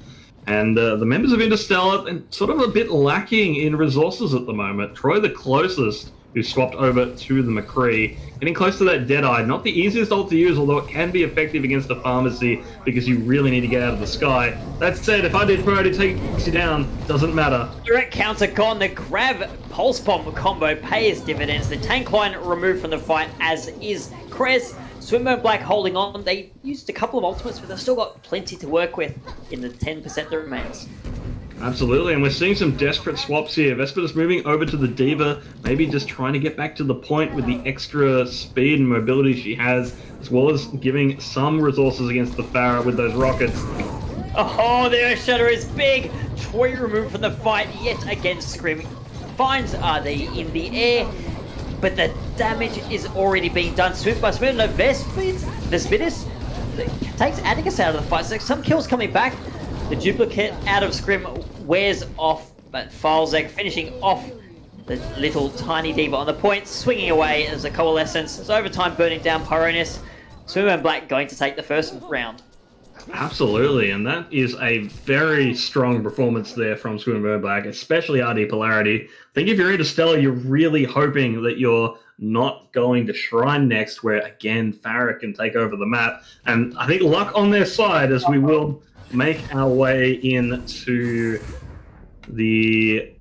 I'm blanking on its name. I know this one. Sanctum. Sanctum. How do I... Yeah. Known for Zenyatta's gold being at the bottom of the pit. Yes. No one yet to claim it, but it's their players. Go for it. I'm all for an expedition in this match. Is it Zenyatta's fault or Mondaya's gold? Oh, you're right. It is Mondada's gold. Yes, Mondada. That's his name. Yes. Well, given that Mondada's dead, I'm surely Zenyatta inherits it. Maybe. Anyway, let's look at these teams as they roll out. Arissa's on the board. Tourbillon's on the board. Yeah, a classic composition for this map. You really need the Arissa for the value she provides, particularly being able to hold people off. And Tourbillon, lots of shield pressure coming through. Yeah, a lot of shield pressure, a lot of shield position, and Scrim's turret picking up the first kill, taking down Filesec there. That's going to allow the members of Interstellar to get some aggression going forwards, take the fight to the members of Swinburne Black, who so far haven't really had to deal with this kind of pressure. So good early point position and early control coming through Interstellar. Swinburne Black, they keep their cool under pressure though. They haven't lost the fight, and now they're trading back. Kill on the Derpychar. That Arissa pick might be the go signal for them. They lost their own. Arissa had to fall back. Now that Interstellar's down their own team, but they are the ones falling back. Though Swinburne Black not taking the fight directly to the point just yet. They're happy to sit on the high ground, but perhaps not realizing they haven't got the point. Subred, the player forced to make the move, but they go low. The turret doing so much damage. Countered by Vespidus, who succumbs to the damage coming out from Subred. The Sigma almost single-handedly capping the point there. It's done. Yeah. It's killed in the end. But he got the cap, and that's the important thing. In a Molten Core out. Oh no! Swinburne Black cut off in the corner. They're not going to be able to march onto the point to recontest Interstellar just yet. They might want to rotate around, but they're not going to do it. They're waiting the time, giving up the point after only 16% claimed. And now an amplification matrix and Krez, who picks off Coronet at the start of the fight. Vespidus finishing up Filesec. That will be Interstellar stabilizing. Yeah, it's an interesting matchup with these sort of mirror comps here, and we have seen teams move towards this composition for this map stage, but it means that you've got these very reactive bunker-heavy compositions that aren't good at moving forwards to take ground. That's why both of these teams sort of struggling to take control of the point. Neither of them want to play from the point. It's a terrible position, and so both of them looking to play from the strong map positions, but in the end it means that it's really hard to keep control of the point. Online for Swinburne Black, they're throwing Oh, ball. that's huge. Finishes off Krez's Subbreak goes down. Nice trade. RD Polarity finishing up so much utility. Going to allow Swinburne Black to push forward. They've got Vespi stuck in a room. Derpychar goes down, but they trade out for Filesec. It's a bomb on the point. It's supported by the Sigma Shield. And Scrim marches forward, picks up 2 kills. That will be another fight win for Interstellar. No matter what Subred has to say about it, it's going to get the Grav Flux kill on, or Grav Flux pick onto Vespi, but the Transcendence from Sir Cream there to save the Sigma's life. And now the counter Grav Flux is out. Oh, but there goes Vespi. The coach gun finishing off the Sigma. Swimmer Black has to make a play for the point. Overtime has been triggered. Interstellar currently control a Transcendence from Atticus. In support of Subred, the Molten Core thrown out on the point, and Swimmer Black flipped the point back after a very, very back and forward fight. Absolutely. The Molten Core coming in a little too late there, because now Swinburne Black, they don't need to keep to that position. They're able to back away. They don't have to push into that hazardous area. And with the members here, oh, that's huge. What an accretion. 2 kills. 2 kills from 1 accretion. How does that even happen? But Subred cleaning up there. That will be Interstellar sent back to spawn. But 99% is their capture progress. All they need to do is take control of this point. And they've got almost 50% to make it happen. Basically 2 attempts at this one. They're not in a terrible spot. No false step allowed for Swinburne Black. Coronet harassing on the side on the Tracer. Duking it out with Vespi, backs away. There's Blinks to get around the side. And Scrim is back on the Echo. We see those sticky bombs coming in, pressuring down the shield of Filesec. It's Coronet wrapped around the other side now, getting in the back line, hunting after Scream. But Troy finishing off the Tracer. That is Ashe so deadly. 1 click to the head. We'll see Tracer removed from any fight. As a Molten Core, preventing any current full progress from Interstellar, but once that wears off, they're going to be able to make their way back to the point, waiting on some ultimates to come online, perhaps waiting for Kress. The amplification matrix will not be coming anytime soon. A Swinburne Black, after 90% progress of their own, they've got a numbers advantage right now, so the onus is really on Interstellar. They need to push forward, but they push forward into the turret. The DPS from Swinburne Black going to work, removing the entirety of Interstellar from the fight. Overtime trigger, but that will be it. Swinburne Black taking out Nepal. And that's rough too, because Interstellar, they're in a position to win that fight and they lose their Baptiste. And at that point, they still needed to push forwards and commit. They had the Transcendence online, but I don't know why, but they don't go in for a Transcendence push with the team to take that ground. In the end, they push forwards without the trans cover, maybe worried about enemy ultimates. In the end, they all get picked off one by one in fairly short order. And with that, Swinburne Black, they take the map. And Swinburne Black, they weren't looking as unstoppable there in Sanctum as they were originally on Village, but they were looking still pretty dangerous. I think from what I've seen so far, maybe Swinburne Black aren't the best at taking positions, but they seem to be pretty good at holding them once they have them. So that may be a weakness going forwards, that maybe their aggression isn't as good as their defense. But we'll see if that's actually the case, or maybe it was just the fact that they're on that composition that is, a bit more totally very hard to actually apply that sort of forward pressure with the lineup they were running. And maybe that's not actually a weakness in some of the other comps, and it's really just specific for that particular stage of that map. Indeed, Interstellar will have to watch out for any map that Farah is a possibility. RD Polarity going bananas at the start of Village. I mean, I don't think I've ever seen a quicker barrage coming out. And 6 kills first fight. What can you say? 6 kills first fight, and then the following 2 kills, an 8-kill streak without anybody else in the entire server picking up a kill. Polarity is one to watch out for. I'd like to see someone from Interstellar perhaps step up and take the Farah duel. They're both known for being good Farahs, so we'll see how that plays out. So far, Scrim has been favouring the Echo over the Farah, though, for those duels, and it's been working out. The problem has been that in the time that Scrim is taking to neutralise the Farah, the rest of the team was losing those fights, so see how it unfolds. Indeed, you've got to be very wary.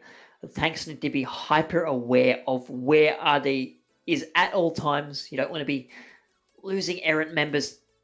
So you don't want to be losing members of your team to errant rockets coming in. Otherwise, you're going to have a tough time. And this match is so important. There's no going back. There's no do-overs. There's no, we'll come back next week. You have to win here to make it through to the finals.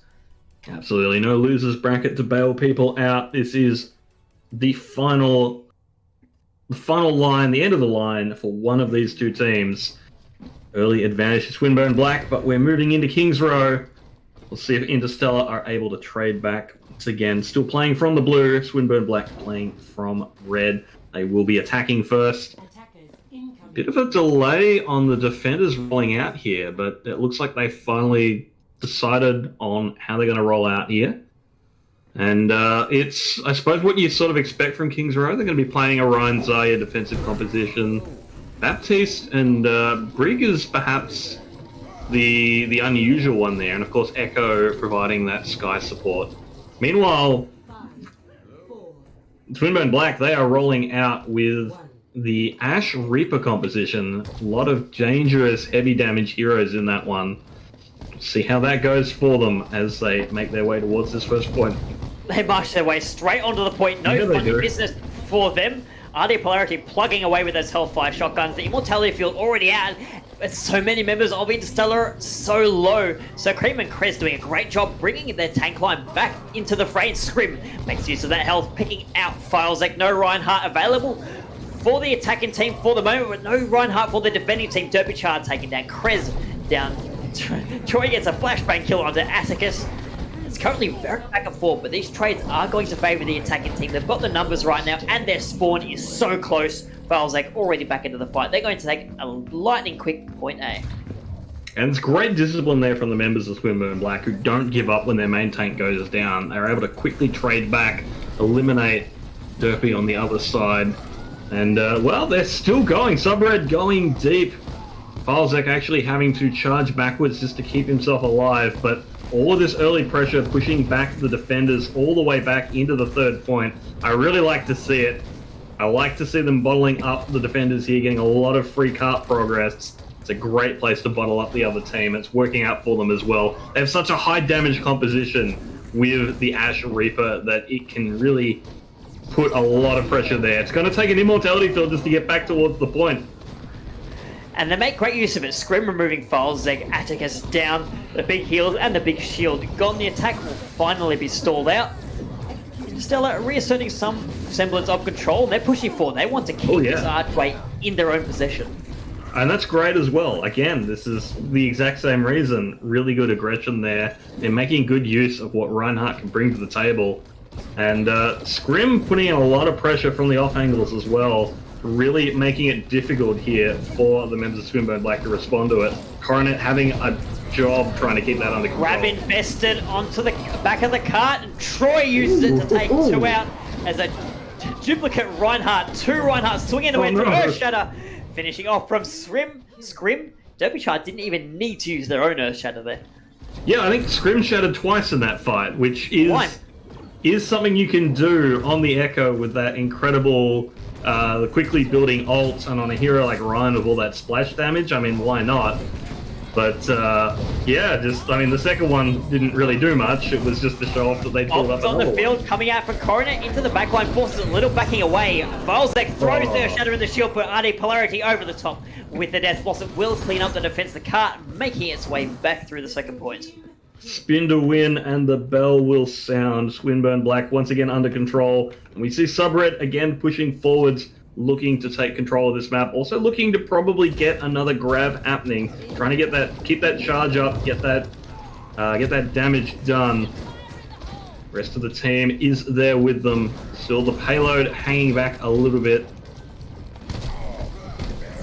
Derbyshire looking for an opportunity to use this Shatter. The Fire Strike to the window cleans up Dimple Whisker. The Wind Strike combo as it's known.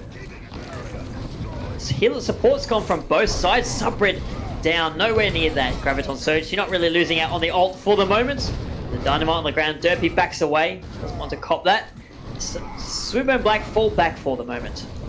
Yeah, and rightfully so. I think once you've lost your Zaya, you know you can't take this fight against a full roster.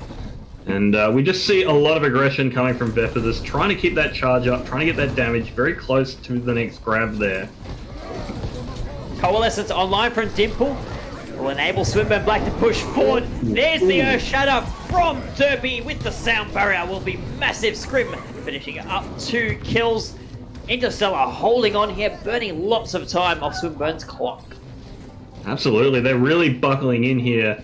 Great to see this after a map that ultimately very much went in Swinburne's favour. Interstellar showing that no, they are here to play. They are no slouches. And they're really digging in at the end of Streets phase here, which can be such a hard position to break through when the defense has this sort of chokehold on it. That said, the attackers, they're building up ultimates. They've got the Shatter online. They're getting pretty close to the grab as well. They've got a sound barrier for defense against Vespidus' grab, and here it comes. No doubt from Vespidus. Holds up all the members of Swinburne Black again. The Deadeye coming in from Troy, cleaning up a third of the attacking team. Looks like no other ultimates may need to be invested at all by Interstellar if they clean up the remnants of this attack.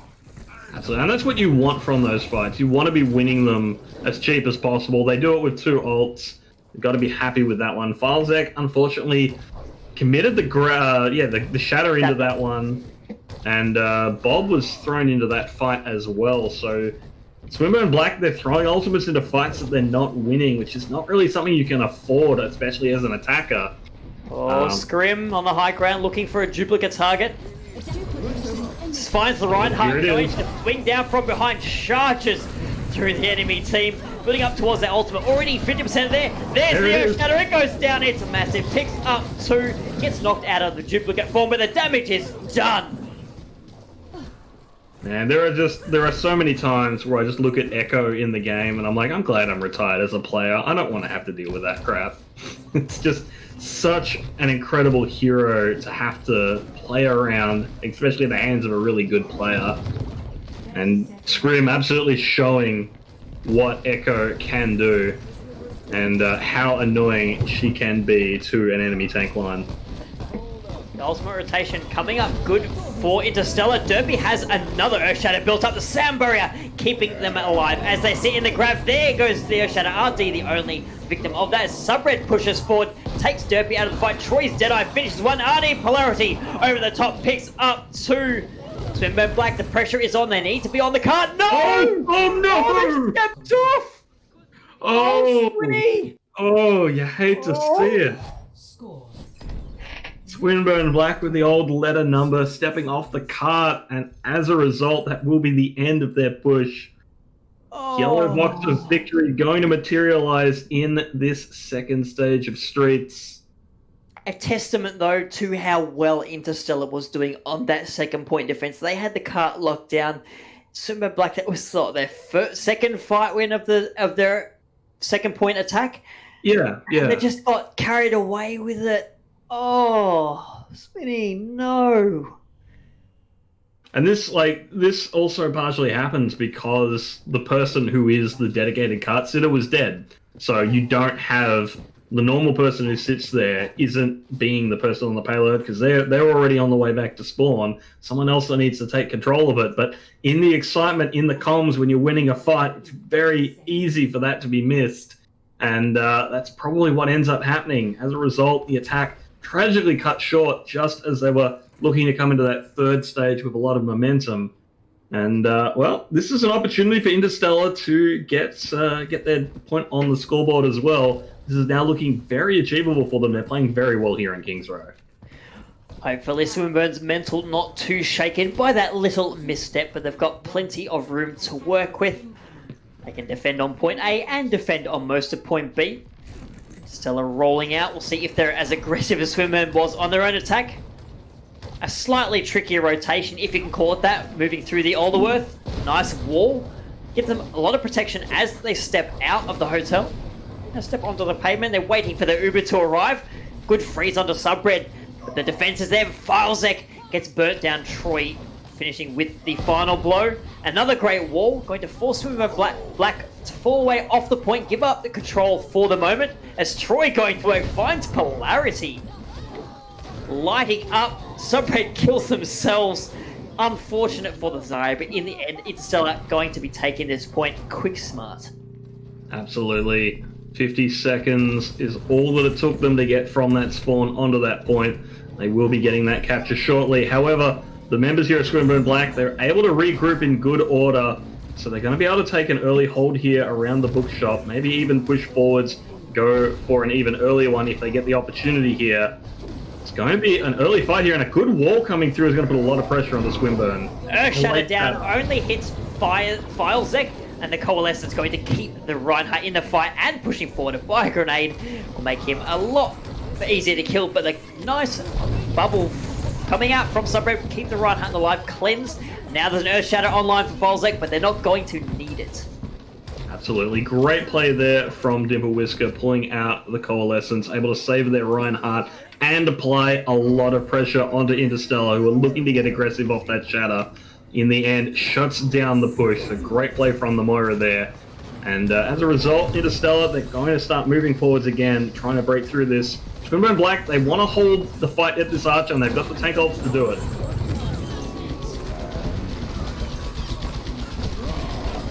Oh!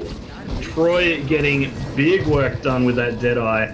Very hard to really do much about it when you're stuck in a grav.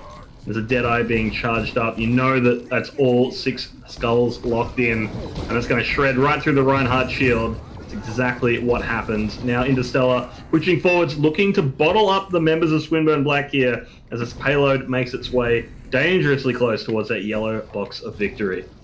Interstellar in such a dominant position now. They've got so much work with that Blizzard from Scrim, going to be so hard to deal with. Earthshatter comes in, a wall blocked off. Any follow-up damage? The Blizzard, though, on the field. Scrim making great use of the ultimate ability, clearing space for Derpy to pick off Filezek as a duplicate from Ardent Clarity. The Reinhardt swinging away on the cart, seeing if they make an impact. Earthshatter comes through, and it will be enough. Swinburne Black holding on.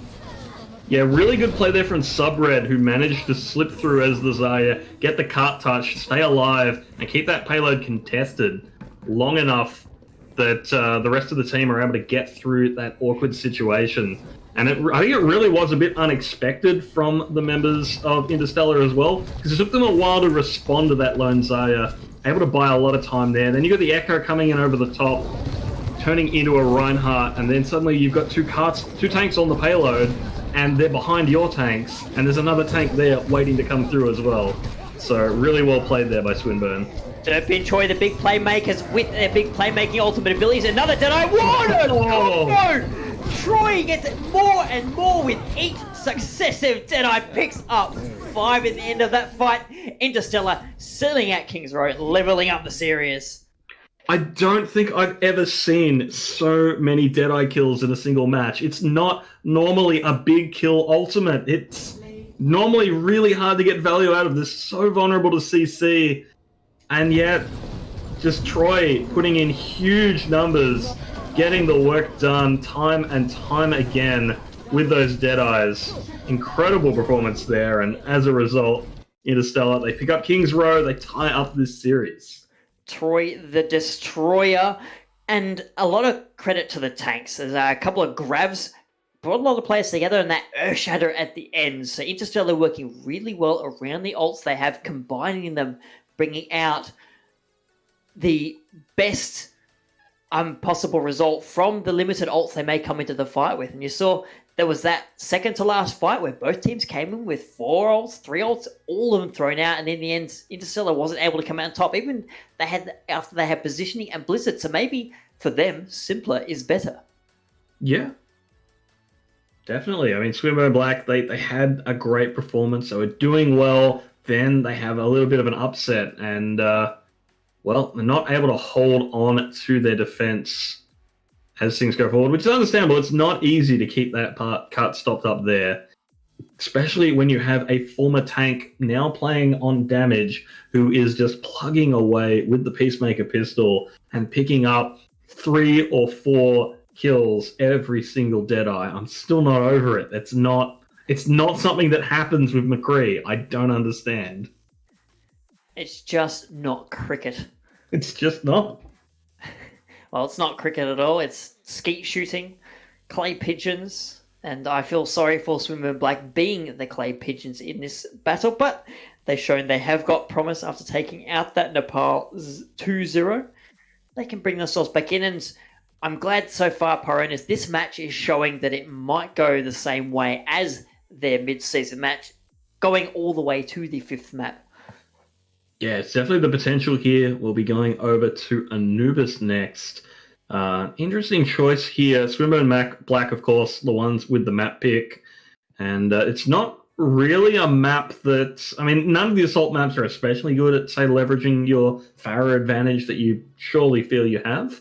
But I think if you were trying to leverage that, you'd probably go to Volskaya of the 3 of them.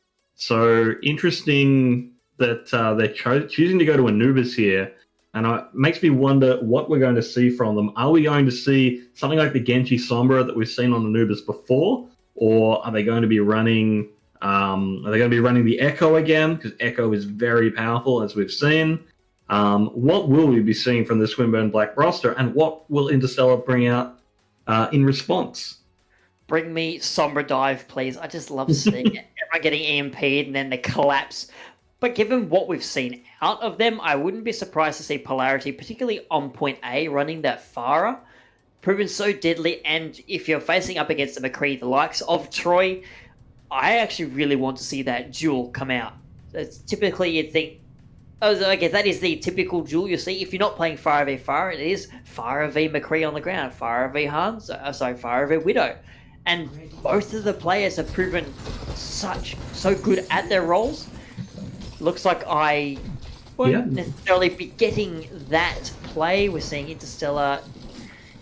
Yeah, Troy coming out in the Ashe. So I'll be interested to see how good they are on the Ashe, as they were already so good in the McCree, but not going to be any Deadeyes. I mean, you still got that lock on coming from Bob, but it's just not the same. No, that said, you will be getting your wish with the Sombra Dive, RD Polarity on the Genji, Coronet on the Sombra. It will be the hack and slash composition. The tank lineup that they've chosen for it, okay, they are moving over to the standard dives. I think the Brigadier is, I suppose, the unusual member of this composition. Normally, not the flex support you run for this one. So I'm interested to see how that one goes. It's certainly the long-range healing that the armor packs can provide is some extra support for your Genji when they're going deep, and also able to provide a bit of backline support. The Coronet under pressure Ooh. already. We still see Scream just firing shots around the side, looking for the Sombra. In the meantime, Troy going to work, picking up 2. Attack repulsed. Yeah, that's not too. You're not too worried though. I think the main thing you're worried about Coronet, pick there. up the support line. Yeah, okay. Sombra's still in there. Yeah, that's a great turnaround there. But you got to remember, with this sort of composition, it's all about the ultimate play. So you're not worried about losing the first fight. You're trying to just build ultimate. That said, they've got a lot of momentum off of Coronet's plays here. Now the pressure's coming forwards, and there's not really a lot that can be done about it. So that's actually going to be a very cheap win here for Swinburne Black. I think the only downside is because ID Polarity died so early in that first fight, not a lot of Genji ultimate percentage, which means they're not going to be ready for the combination coming into this second point. That may be an opportunity for Interstellar to build some ultimates up. They have, however, just had to swap their support heroes, though, so they don't have a lot of great answers to it. There's a big opportunity for some momentum in a snowball victory. Coronet has the EMP on the side, ready to go. Swinburne Black going to engage, wants to take this head in 1. Sombra has to back away. Vespius swinging the hammer, stopping the Sombra getting in. Gets to take the EMP, goes off, it hits 4, including the duplicate. Diva coming out from Scream. Vespi slept on the point, has the Earth Shatter, but the kill's going the defense's way so far. A couple coming back for Swinburne, self-destruct in the meantime. Vespi hacked again, the Earth Shatter not coming out in this fight as yet. Self-destruct on the point. Will not get any direct kills, but in the end, Swimmer Black thrown back the EMP, not quite enough to get the job done. Yeah, I think it was a bit optimistic to try and get it done there, just off a nano monkey with the EMP. They don't have the killing power of the blade there, and some great shooting from Troy there, picks up some early kills. Now gone back over to the McCree. Bit of extra CC is going to be useful against that Genji Sombra as well. But Scrim putting in a good performance, swapping onto the duplicate Diva, and just providing one less low hit point target for them to be able to pick on. The Polarity looking for an opportunity to use the Dragon Blade, scouting out the target's Coronet going down.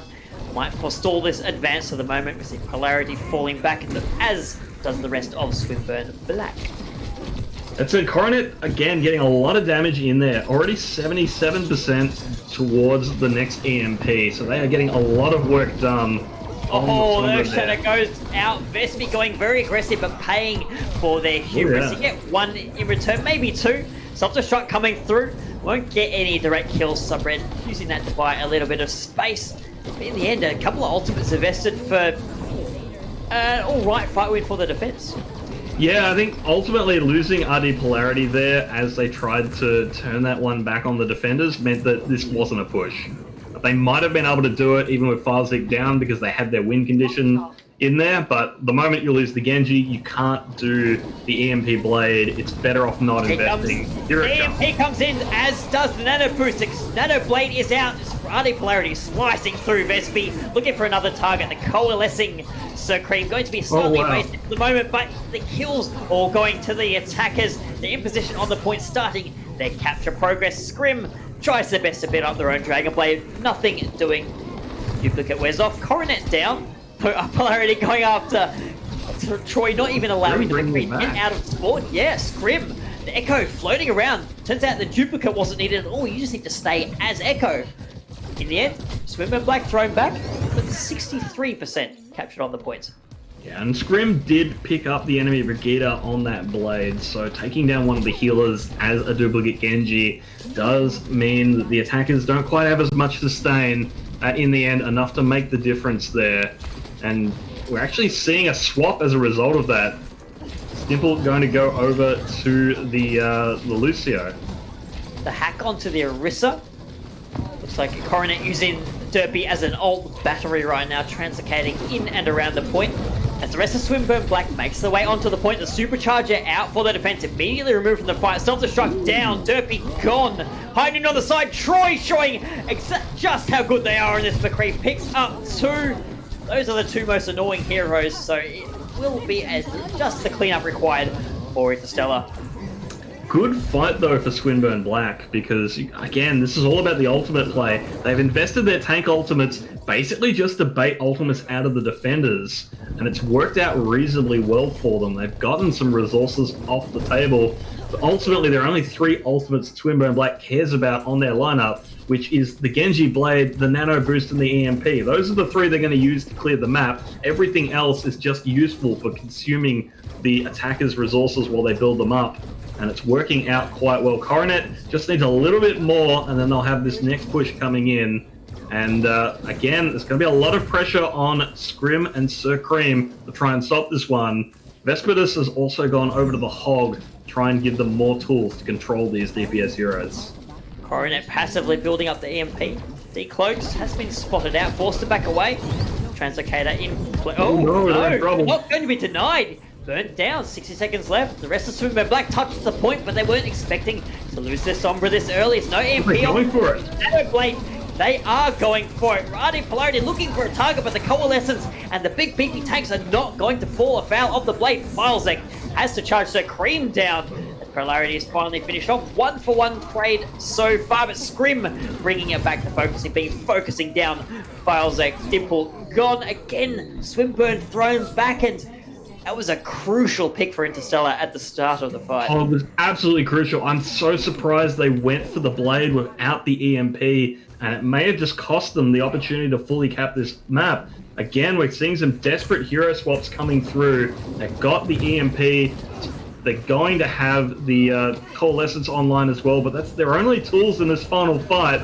Meanwhile, the defense, they've got another Deadeye, and Troy has been... Comes the EMP, has been spotted, but it's big. It hits 5. It doesn't hit Vespi, the whole Hog, throwing the members of Swinburne Black back. Filezek charges onto the point, has the Earth Shadow, but can't drop the shield. Troy! Oh my word, again! How do you keep doing this? Picks up 3, Scrim finishing off Filezek. The Earth Shadow not going to be happening. 64% on the board for Swinburne Black, but that's all they're getting. Yeah, that's all they're going to get, and this is a great position to be in if you are Interstellar, because denying that map completion puts them in a great position here to take out this map. This is Swinburne Black's map pick as well. So if Interstellar are able to pick this one up, they're going to be going through to match point, and they're going to be in a great position to do it. In the end, Swinburne Black, their ultimate rotations were looking good. They looked like they knew what they were doing, but then they get greedy. Coronet goes down, and they decide to go in anyways with the Nano Blade, and the Genji goes straight onto the Orisa, who fortifies. And as a result, you don't get the quick kill, you don't get your dash resets, and you just don't get anything done with that blade. It's like they decided that they wanted to play to Interstellar's playbook. That fight could not have gone better for Interstellar. No, and it's such an impressive fight. You get 5 members of your team EMP'd, you don't lose anyone, you come out the victors. And I mean, Troy is playing out of their mind. How did that Deadeye get 3? There's so much cover on the point. File had their shield up for the longest time, and still the McCree... File dropped the shield to try and go for the Shatter and drop the McCree, and that was the moment that Troy pulled the trigger. So I would not be doing that against Troy. No. Great timing there from the McCree. Incredible performances yet again. And now we're going to be seeing a similar composition coming out from Interstellar, but they're going for the classic dive, so they're running the Tracer Genji dive. Not going to have the EMP to really help with those initiations. Sir Cream going down early on the rotation is not a great start. No, it's not. The big healing gone, just having that Lucio. It's good for a lot of little healing, but you really want the big heals that Ana can pump out and that Bio Grenade. The problem is, Ana is now stuck in their spawn. RD Polarity is going to hunt for her. They need to basically go for a reset here. They're never going to get back to their Ana. They need to pick a fight here, maybe try and get some early momentum, or go for the reset. Because right now, their team is in a terrible position. They're going to touch the point. Force Swinburne Black to come to them. They've taken a tick already, building up past 50%. No kills as yet, but it's given enough time for Sir Screen to find a secure position, pumping those heals across onto the point. Derpy makes use of it. Great Bio Grenade going to deny so much healing for the defending team. Derpy Char finishing up the fight as Interstellar make use of a bad scenario and make it work. Yeah, they absolutely made that one work there. I think maybe I honestly, Swinburne Black let that happen. They should have gotten aggressive. If you got a team bottled up in that room without a main healer, they are absolutely your prey, and you got to hunt for them. You should immediately be rotating around and pushing on them. But I guess they didn't really have the tank line for that sort of aggression. We see some swaps coming through now. Filesec over onto the Reinhardt. This is going to allow them to get a bit more aggressive here. That said, look at the snowball coming through. That is a Nanoblade primed and ready to fire. That could be all they need to pick up the 64% they need to take this map. So many tools to work with. Which shall they use to unleash? Maybe all of them? Scrim dives in, cuts down Dimple, immediately hunts down Coronet and RD Corn. There's no hit scan, no nothing available for Swinburne. They are falling down one by one. Krez goes down, Filesec picking that up, as does Subred. The tanks making a valiant stand for Swinburne, but Scrim is still alive, churning their way through the defense. Oh, Subred napping on the job. Genji forced to fall away, so Scrim does go down. Yeah. And for the defense, they're making their way out, and they haven't given a single tick. Yeah, Swinburne, they come through this looking like gravy, and that's not normally what happens when you lose 3 people to a Nanoblade instantly at the start of the fight. I thought the Transcendence might have been able to keep some people alive against that blade, but in the end, isn't able to keep the squishies up, does keep the tanks alive long enough, and Interstellar, they just lose all of their early momentum, and Swinburne Black, they come through looking alright. Interstellar now, lots of swaps means they've got no ultimates to work with, so Swinburne Black have a fight or two, which they can just casually take them unless Interstellar gets really, really lucky. Zek with the Earth Shatter, watching, waiting for an opportunity to use it. Sturby marches forward, the Earth Shatter goes, oh, what a boot! The right high in the air is going to see the rest of Interstellar laid down. Troy out of the fight, you're not worried about the McCree for the moment. Both Reinhardts charge into each other. Coalescence coming out from Dimple. Subred marching forward, as does Dimple, picking up 2 each. Dimple picking up their 3rd of the fight. Swinburne Black throwing Interstellar back into their own spawn. Absolutely, and a great 1-2 play coming through there. The uppercut from RD Polarity opening the way for that shatter. Unfortunately, they're not able to clean it up without having to invest the Coalescence as well. So they did have to invest a couple of ultimates into that one. That does give an opportunity here for Interstellar to start getting the economy back in their favor a little bit, as they are working towards having a few ultimates online. Troy, the only one lagging behind in ultimates, but you know, I mean, it's just a Deadeye. It's not like that's a high impact ultimate, we would normally say. Nah, McCree's just a meme at this point in the game, as both Reinhardts going toe to toe. You hear that giant fist of polarity charging up, eager to do damage. Scrim around the outside, copying this in Yata. Okay, that's probably not who he was aiming for. Atticus's Transcendence comes out, there's ultra plenty falls, it lays them down, and Coronet giving Troy a taste of his own medicine, eliminating half of Interstellar with that Deadeye. McCree, the meme no more. Scrim finishing off, going back to spawn. That's a clean fight win for Swinburne.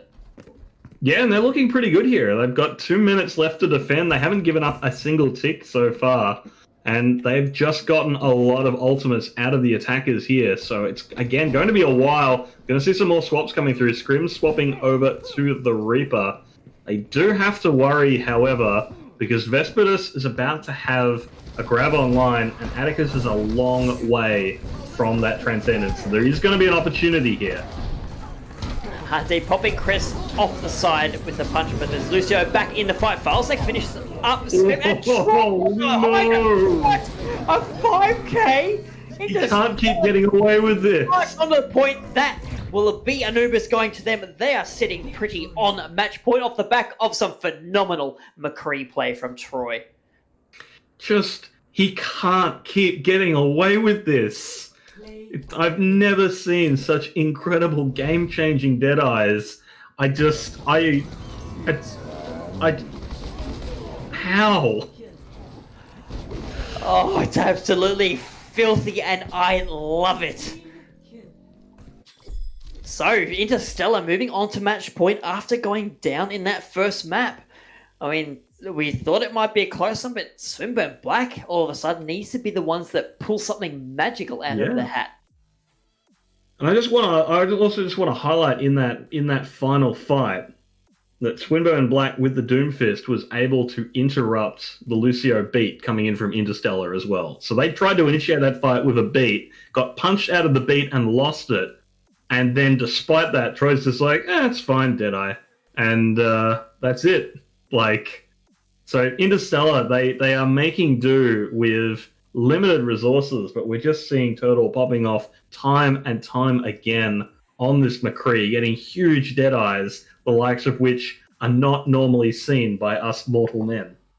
I wouldn't be surprised if we look back at this and see that this is the Ascent match with the most Deadeye kills. Maybe this might be just the most Deadeye kills in a sense. Like, there's Troy, and then there is the rest of Ascent. Troy is sitting on top of that statistic.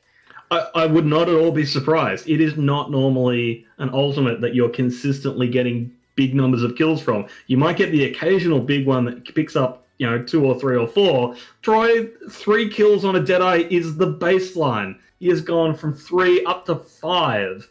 And it's every single one has been at least 3 kills.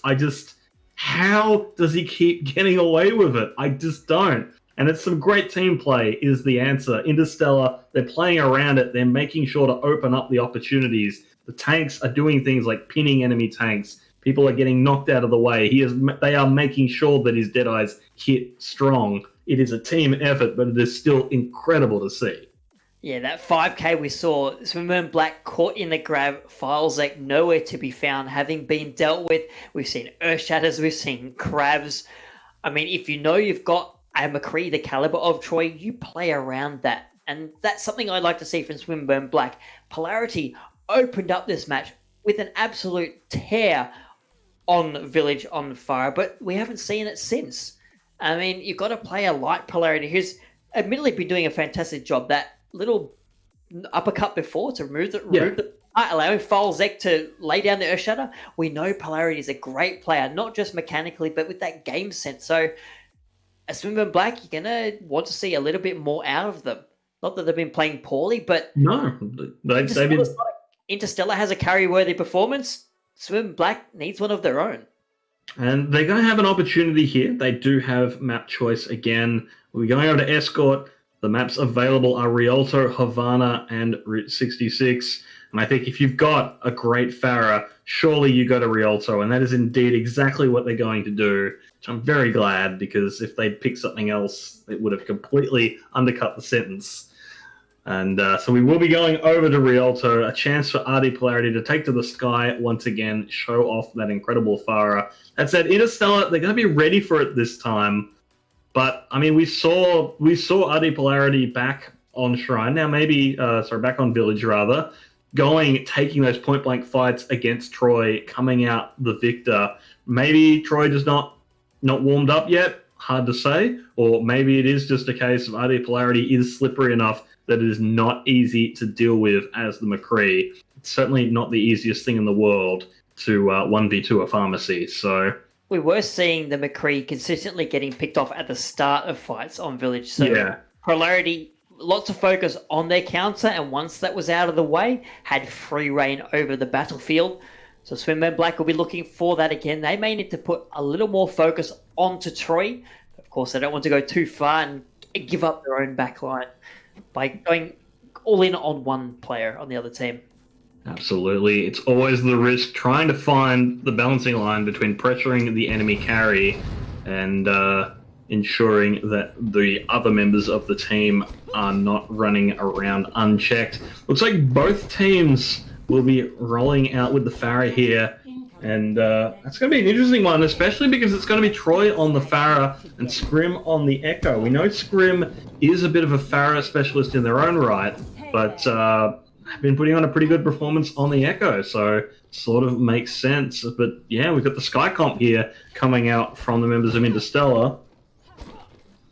We'll see if Swinburne Black can match it. Coronet is over on the Ashe. That can be a lot of pressure to those airborne heroes.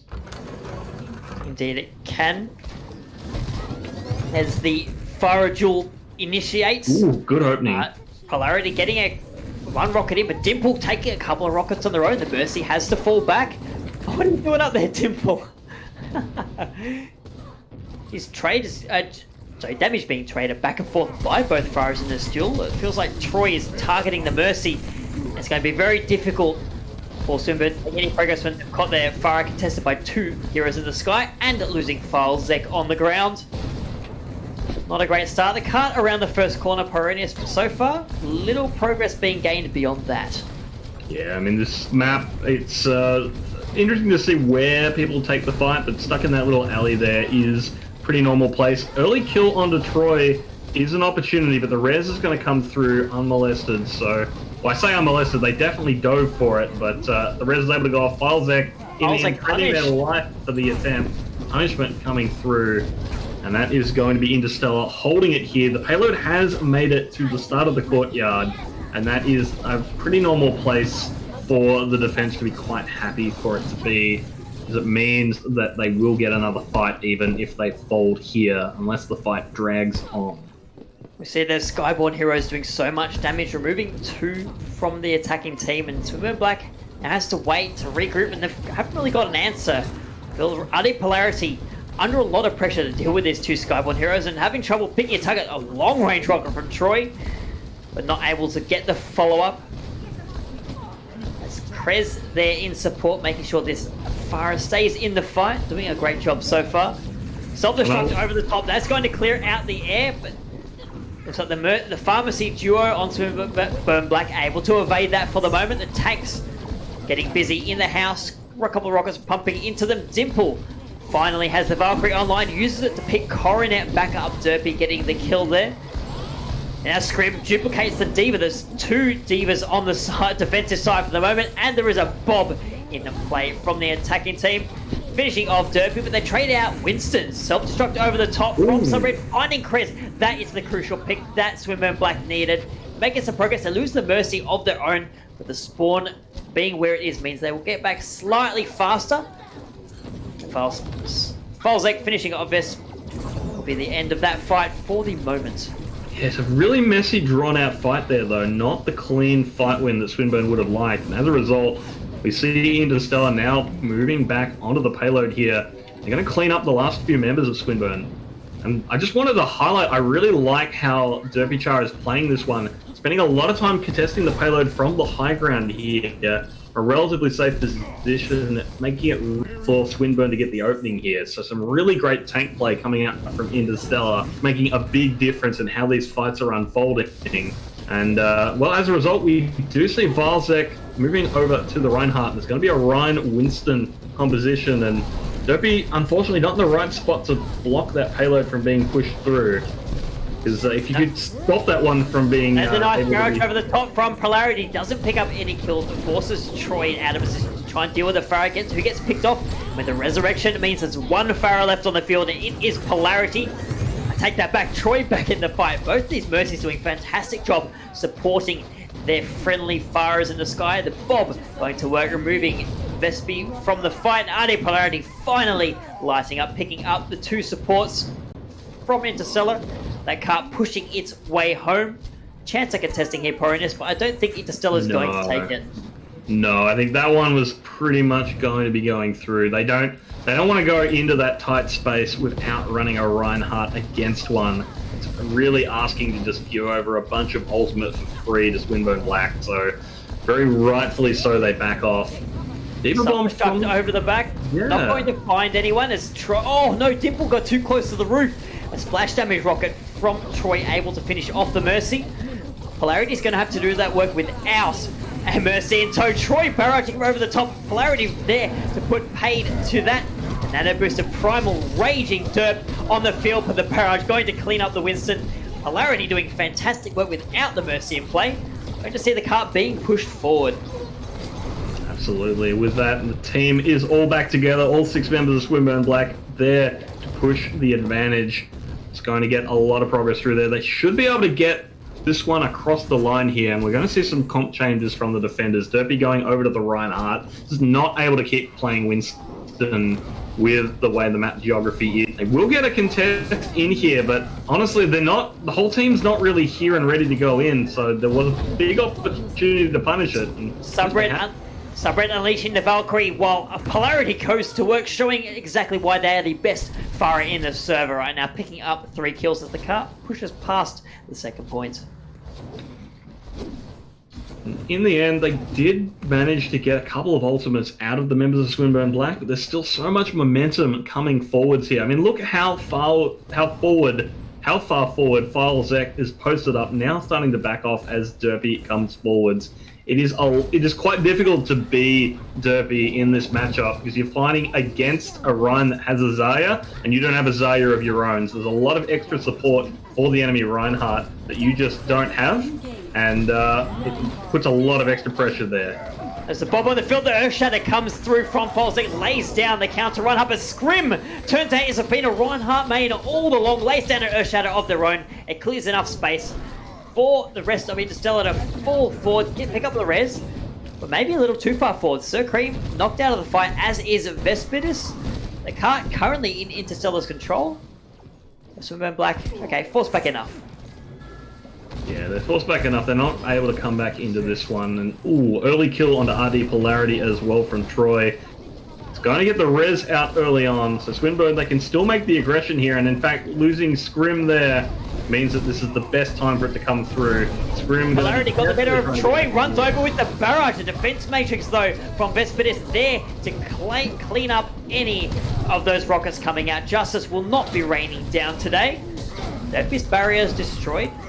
Feels like they're not near that Earthshatter, so no such fear for the defensive Reinhardt, though Derpy has an Earthshatter, being pressured down, charges Subred against the pole, but Bob doing great work in the backline, picking up 2 Coronet, finishing off Scrim. The Echo getting close enough to be beaten down. Wild Graviton Surge invested by Subred, not catching anyone, but Filezek sitting on the cart will push it home. 50 seconds left on the clock. And that's a good time for Rialto. Great performance here for Swinburne Black. This is what they needed coming into here. They've absolutely claimed the skies, and it's really paying out. It looked like for a moment there, Interstellar were doing really well at keeping them bottled up in that first point. Some great tank play. It's really keeping things under control. But then Filezek swaps over to the Reinhardt, changes the pace of the game. And from that moment onwards, we're seeing just so much pressure coming onto the tank line. They just can't stand against it the way they were. And with that, it means more and more opportunities for RD Polarity to get those rockets through. With that, Swinburne Black finishing 49 seconds on the clock. Fantastic time. And now the pressure is going to be Interstellar to try and match it here. It's match point, so they do have the opportunity to finish this one out. But if they go down here, we'll be going on to map 5 in control, which is not really what you'd want if you are the members of Interstellar, because Swinburne Black, they've already won control once today, and it was a pretty dynamic victory at that, so not something you really want if you are the members of Interstellar going back there. No, Polarity finally having that room to shine. This map pick from Swinburne Black currently paying dividends. We've seen that duel I spoke of before between Polarity on the Pharah and Troy on the McCree, and it seems that Troy is getting the occasional hit in, but Polarity, in the end, I mean, I saw a couple of great rockets threading the needle through certain shields and picking off the McCree, giving themselves so much room to work with. Yeah, so much room to work with. Troy putting in a great performance there. I mean, he's been putting on a great performance the whole map, so not too surprising there. We'll see how things go. We just had a little bit of a hiccup. One of the players DC'd. Thankfully, it happened during setup, so no ultimate lost, no advantage to be gained by the members of the opposing team. And once we get this underway, it will be a dynamic fight here at match point. Interstellar looking to push through this map, set a comparable or better time so that they can try and pick up the win here. Swinburne Black trying to go for the long game. If they're able to hold it out here, then they can take it over to control, and that's going to be their opportunity to take this series and make their way into the grand finals next week. Both of these teams playing for the chance to go through to the grand finals, playing for their share of our prize pool, $500 provided by My Republic. My Republic superior NBN provider, making sure that your gaming traffic gets right to where it's needed in the quickest time possible. Helps prevent any kind of connection issues that you may face, no matter what the players in the server are saying about different RSPs. It's okay. Chat's not visible to the stream. So that's good. Just quickly before we get back into the game, for the main tanks, who do you feel is getting the better of the main tank duel in this match? Well, so that's an interesting one because Derpy was putting on a really good performance on that early hold on the Winston. The way they were playing was making it very hard for Swinburne to make any headway into it. However, the moment FilesX gone over onto the Reinhardt, it immediately meant a complete shift in pace. And I think in that run v run duel, it's a hard one to judge, at least here, because FilesX had that Zarya support, and Derpy wasn't able to have the Zarya support because the off-tank needed to be the D.Va to catch those barrages. So it's kind of an unfair contest there because it's basically a 2v1 in the tanks. So I really like the way Derpy has been playing because it has been some big brain tank play. It's been making sure... It's been a lot of very clever positioning stuff. That has really allowed the rest of the team to really come through. Whereas FilesX tank performance has been a lot more aggressive and very based on just very aggressive on the whole. And sometimes it pays off, and sometimes they get punished for it hard, and it costs the team the push. But FilesX it's made and break. It's made or broken on do they get the kills, do they make it happen. Whereas Derpy's play is less about getting the damage done as the main tank and more about forcing the enemy into awkward positions and giving their team an opportunity to make things happen. So I think that's sort of the difference here, and it's very hard to compare them in a head-to-head when they're playing a very different style of main tank. Well, no Zarya support for FilesX this time around. Subred on the D.Va, hoping to help out in the sky. As Interstellar opting for that double Sky comp duo, Echo Farah in play. So they make their way forward onto the high ground through the tanks. Troy copping a rocket to the face, goes low, forced back. Of course, Krez was a little way forward helping out, healing up the tanks. Right now it's just a duel here. Subred going very low. Maybe forced to back off, hide around the corner, but the Ana there will see the D.Va in no time flat.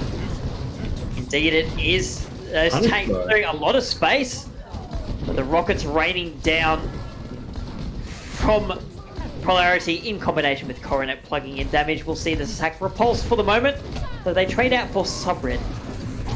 I like the peel coming through. Like, there was a dive onto Atticus's Ana, and Dimple was right there with the healing beam the moment it happened, able to keep the Ana alive long enough that the rest of the team able to de-mech the enemy D.Va. Vesper's losing mech. Derpy did manage to jump back to safety when that came off cooldown, but good peel coming through from Swinburne Black allows them to stay in that one. Bob on the field gets slept almost immediately. Polarity almost up to the barrage, just looking for those final few kills. The resurrection from Dimple will come through. The Mercy not quite denied, no matter how hard Derpy goes at the resurrecting Mercy. And in the end, Derpy gets charged out of the fight, but Scrim picking up 2 kills. The barrage online from Polarity will knock the duplicate out, and FilesX lays down the Earthshatter, finishing off the Echo as self-destruct comes over the top from Subred just to clear space. Trades back and forward. Right now the cart looking like it's in the control of Interstellar. Yeah, I mean, Swinburne Black, they just invested a lot of ultimates into that fight, which means Interstellar, they know they can come into this one now. There's not a lot of tools left, and this is exactly what we're seeing. We've got a rampaging monkey trying to knock some people going into the water. To the Farah. Meanwhile, the payload is just pushing freely, and now things are getting down to the spiky end of things. We need to see some kills coming through from either team. Well, Troy has the barrage, looking for an opportunity to use it. Concussions over the back, lays down 3. That will be the cart pushing home in the middle of that. Troy finishes out the fight with 5 kills.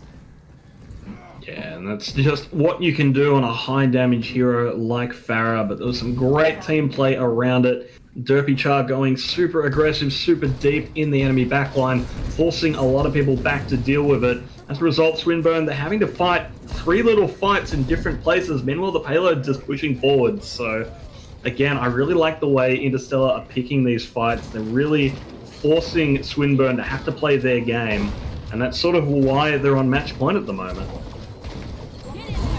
Their polarity chunking their rockets as Bob on the field. Coronet throws the big Omnic Butler in to try and stop the cart. Gets punished for the hubris. The sticky bombs finishing off the Ashe, but Crest traded out for Atticus. It's interesting trades coming back and forth, but Coronet back into the fight. It's 5v5 right now. They're both teams missing a lot of healing. Scrim in the duplicate. Diva gets charged out of the fight. That might What the flip? It won't be. Yeah, nice sleep onto Files that keeps the pseudo Diva in the fight. Self-destruct coming through just before the duplicate wears off will kill Coronet. A fight going way away from the car is in Swinburne Black's favour, but right now car control still in Interstellar's favour. It's slowly being ground to a halt as Filesec makes the way back, as does Pop. Oh, poor Derpy. Aww. Oh, he's gonna get away. Get away. Scrim trades their life out for Polarity. In the end, Swinburne Black holding firm. Yeah, Swinburne Black, they've managed to weather the storm there, but at the same time, that fight went on for so long that a lot of ultimates are about to come online, another rotation coming through. You do have to worry about Filesec with the Shatter and, of course, RD Polarity with the Barrage, both very powerful ultimates, but Troy's about to have a Barrage of their own. And Valkyrie Nano Monkey can pull a lot of attention. The barrage might be coming down, yes, onto the Nano Monkey. Polarity does get killed in the middle of it, only removing the Mecha in the fight. 2 kills, 4 kills currently the way of the attacking team. Interstellar, Troy's barrage over the top finishes off the last 2 kills. The cart pushing its way through will likely be the end. Yeah, that should allow this payload to cap through onto the second point, but that's only going to be an extra 90 seconds on the clock. 3 minutes, not a lot of time there, and actually with Troy going down here, that is a big opportunity, and Swinburne Black are jumping on it here. Oh, Files that gets burnt down, the Earthshatter not able to use Dimple. The Valkyrie, the only thing keeping Swinburne Black in the fire right now. Coronet makes use of it to remove Crest from the fight. Resurrection onto Filesec. The Reinhardt is back in the fight. Earthshatter ready if they need it, but they don't for the moment. The cart stopped 0.16 meters from finishing the second point. And that's such a crucial pickup for Swinburne Black as well, because that is going to be even more time off the clock. They need to get through another fight here. Filesec's got the Shatter still. They need to worry about that, and if another fight isn't picked soon, you do have to worry about RD Polarity getting another barrage online. Already up to 80%, jumping up from 60 as I was talking about it. So it just really goes to show how much damage RD Polarity is getting done on this Pharah. Filesec just swinging away on the high ground, looking for an opportunity. Scrim's duplicate is becoming a diva, harassing Filesec, not allowing this Reinhardt any space. Oh no, so low, throws a Nerf Shatter, but the barrage over the top from Polarity is the real danger here as the self-destruct comes through. So 2 self-destructs came through from Interstellar. That's enough to clear off the point. They're pushing it to the second point, but only a minute 40 left on the clock to finish the map. That's not a lot of time with the distance it still has to cover, especially with how many ultimates they had to invest there. We're now seeing some composition swaps coming through as well. That's going to reset what little ultimates they had. Full composition swap as they're moving over to the Brawl tanks of Ryan and Zaya. They're going to be playing... Troy back on the McCree is good news for them. And they're going to be playing with Scrim on the May as well. RD Polarity not giving up the Pharah yet, despite the map geography starting to really not favor her. They're going to have to force RD Polarity to make the swap. And so far, I mean, the performance is still there, so until you force it. 2 kills coming through for Swinburne Black. A sub-red caught by the wall. Resurrection going to keep the Zarya in the fight. As we go down below a minute for Interstellar. 1 attack left on the clock for them. A late kill onto the Zarya there, really going to delay the initiation of that attack as well. They don't have quite the ultimates that they would like coming into a final fight. However, Troy is going to get the Deadeye during this, and I mean, Troy's Deadeyes have been nothing but phenomenal. So there's still an opportunity on them for this. They're going to have the Nano from Sir Cream as well. That gets thrown straight onto the Reinhardt. Deadeye for Deadeye. Coronet has the row. They're going to go toe-to-toe with Troy. Derpy. Atticus out of the fight, as is Polarity. The Resurrection on them. Sorry, wall. the Coronet's Deadeye here, blocked by the wall. Troy still holding on to theirs. That's going to have to be the difference maker right now, but we know Troy can't do it. Earthshatter down from Falsey, laying down so many members of Interstellar. The Deadeye, the backline's denied. Swinburne Black will hold on and send us through to a map 5. We're going down to the wire, Pyronius. We definitely are, and this is where you have to start to be worried if you're a member of Interstellar, because now you're going back to Control. You've already fought Control once, and it was a dominant performance from the members of Swinburne Black. They are strong on Control, and you had them at match point. You had your opportunity to close it out. You weren't able to get it through. Now they're going to have the momentum back in their favor. However, at the same time, you do have the map pick, but I mean, a map pick on Control, not as decisive as it is on the other game modes. So Busan and Ilios, which one do you think they go? Do they try and deny Polarity's Farah, or do they go for a map that Troy can shine on that McCree? I think surely you have to avoid Ilios against that Farah. Surely you have to avoid it. I would absolutely be looking at Busan unless I was absolutely terrible on Busan. But Even as I said, then, I don't know. Busan has karaoke. Yeah, I mean, karaoke is important too. Healthy mind, healthy body. Sorry, I've distracted from the real content here, and that is that Swinburne Black brought it back. And Polarity, not only a phenomenal Farah, able to take that duel quite effectively against both the Farah and the Echo in the Sky. Yeah, really great performances coming out. And just like Swinburne Black, when they're allowed to play the game that they want to play, they look absolutely phenomenal. It's just the way Interstellar plays. They have been forcing Swinburne Black into uncomfortable positions, and that is where things have been working out for them. Sure enough, we will be going over to Busan. The big brains have prevailed, because why would you want to go to Ilios against that Farah? And so we'll be heading over there now for the final map. Match point here could go either way. Interstellar versus Swinburne Black for all the marbles. Winner of this one will go through to the grand final next week. Mecha Base is the opening round. We're seeing on Busan probably the most inconvenient for a Farah, but Polarity has shown they can play a myriad of other heroes. Oh yeah. Showing off 1, 2, 3, 4, 5, 6, 7, 8 heroes tonight, and all played to such a great level that, yeah, you're not on your best hero, but there's still so many opportunities for Swinburne Black to shine. Looks like they're going to be opening up on the Reaper for both teams, so we're going to see a Reaper off. Polarity versus Troy, a Reap off, a Roth. How short do I get this? I just looks like Troy will be going back to the McCree after all. Damn. And I was it baited makes by sense. that door Yeah. not being opened. I should know this. Oh, Hey, no, I was back to baited by Reaper. the door not being open. So they Someone's will be watching rolling out on the Reaper. I mean, the May Reaper is a very strong composition, makes sense. The members of Swinburne Black not looking to play that composition, instead wanting to take advantage of the sightline, set Coronet up on an off angle. But that early May wall, absolutely impactful. Farzek goes down. Both Reinhardt's back down. on Zerfi, so it's an even fight here. It's up to the Zarias to maintain the front line, and Subred is oh so charged right now as Interstellar falls back. They fall onto the point. Both Reapers trade out, so currently trade for trade. Crest is down. I'm looking at you, Atticus. Are you going to be the next victim of this fight? No. Going to be healed up. Dimple doing a great job keeping that friendly Lucio in the fight. The point has flipped to Interstellar for the moment as Coalescences online for both teams. Still the trades come through very, very even on the point, but this even fight is always what Interstellar's going to want. Even if they lose out here, they've gained at least 20% towards the fight. And Earthshatters for both sides. Derpies was denied. Files X just that little bit quicker in the end. Coronet finishing off the fight. Swinburne Black finally flipping it for 27% given already. Yeah, a good opening fight there for Interstellar, getting the point presence, being all the difference. In the end, the Maywall's not able to be a huge impact on the fight, and that means that the superior damage capabilities that Coronet brings to the table eventually wear out. But, well, there's an impactful Maywall as it prevents anyone going down from that grab, and even as I say that, Derpy ends up picked up on the retreat. So Interstellar, they're going to need to regroup for this one, but they're starting to get a lot of resources online. Oh, I'm terrified of that Blizzard.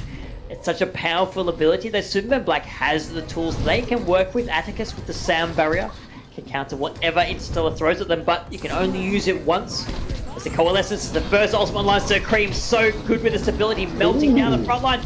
Polarity throws it in the middle of the net toss of Bob on the field with the sound barrier, finishes off. Scream the Blizzard is out, but there's not enough members of Interstellar there to take advantage of it. The trading charges. We'll see Falzek come off the victor. They're holding strong in this doorway.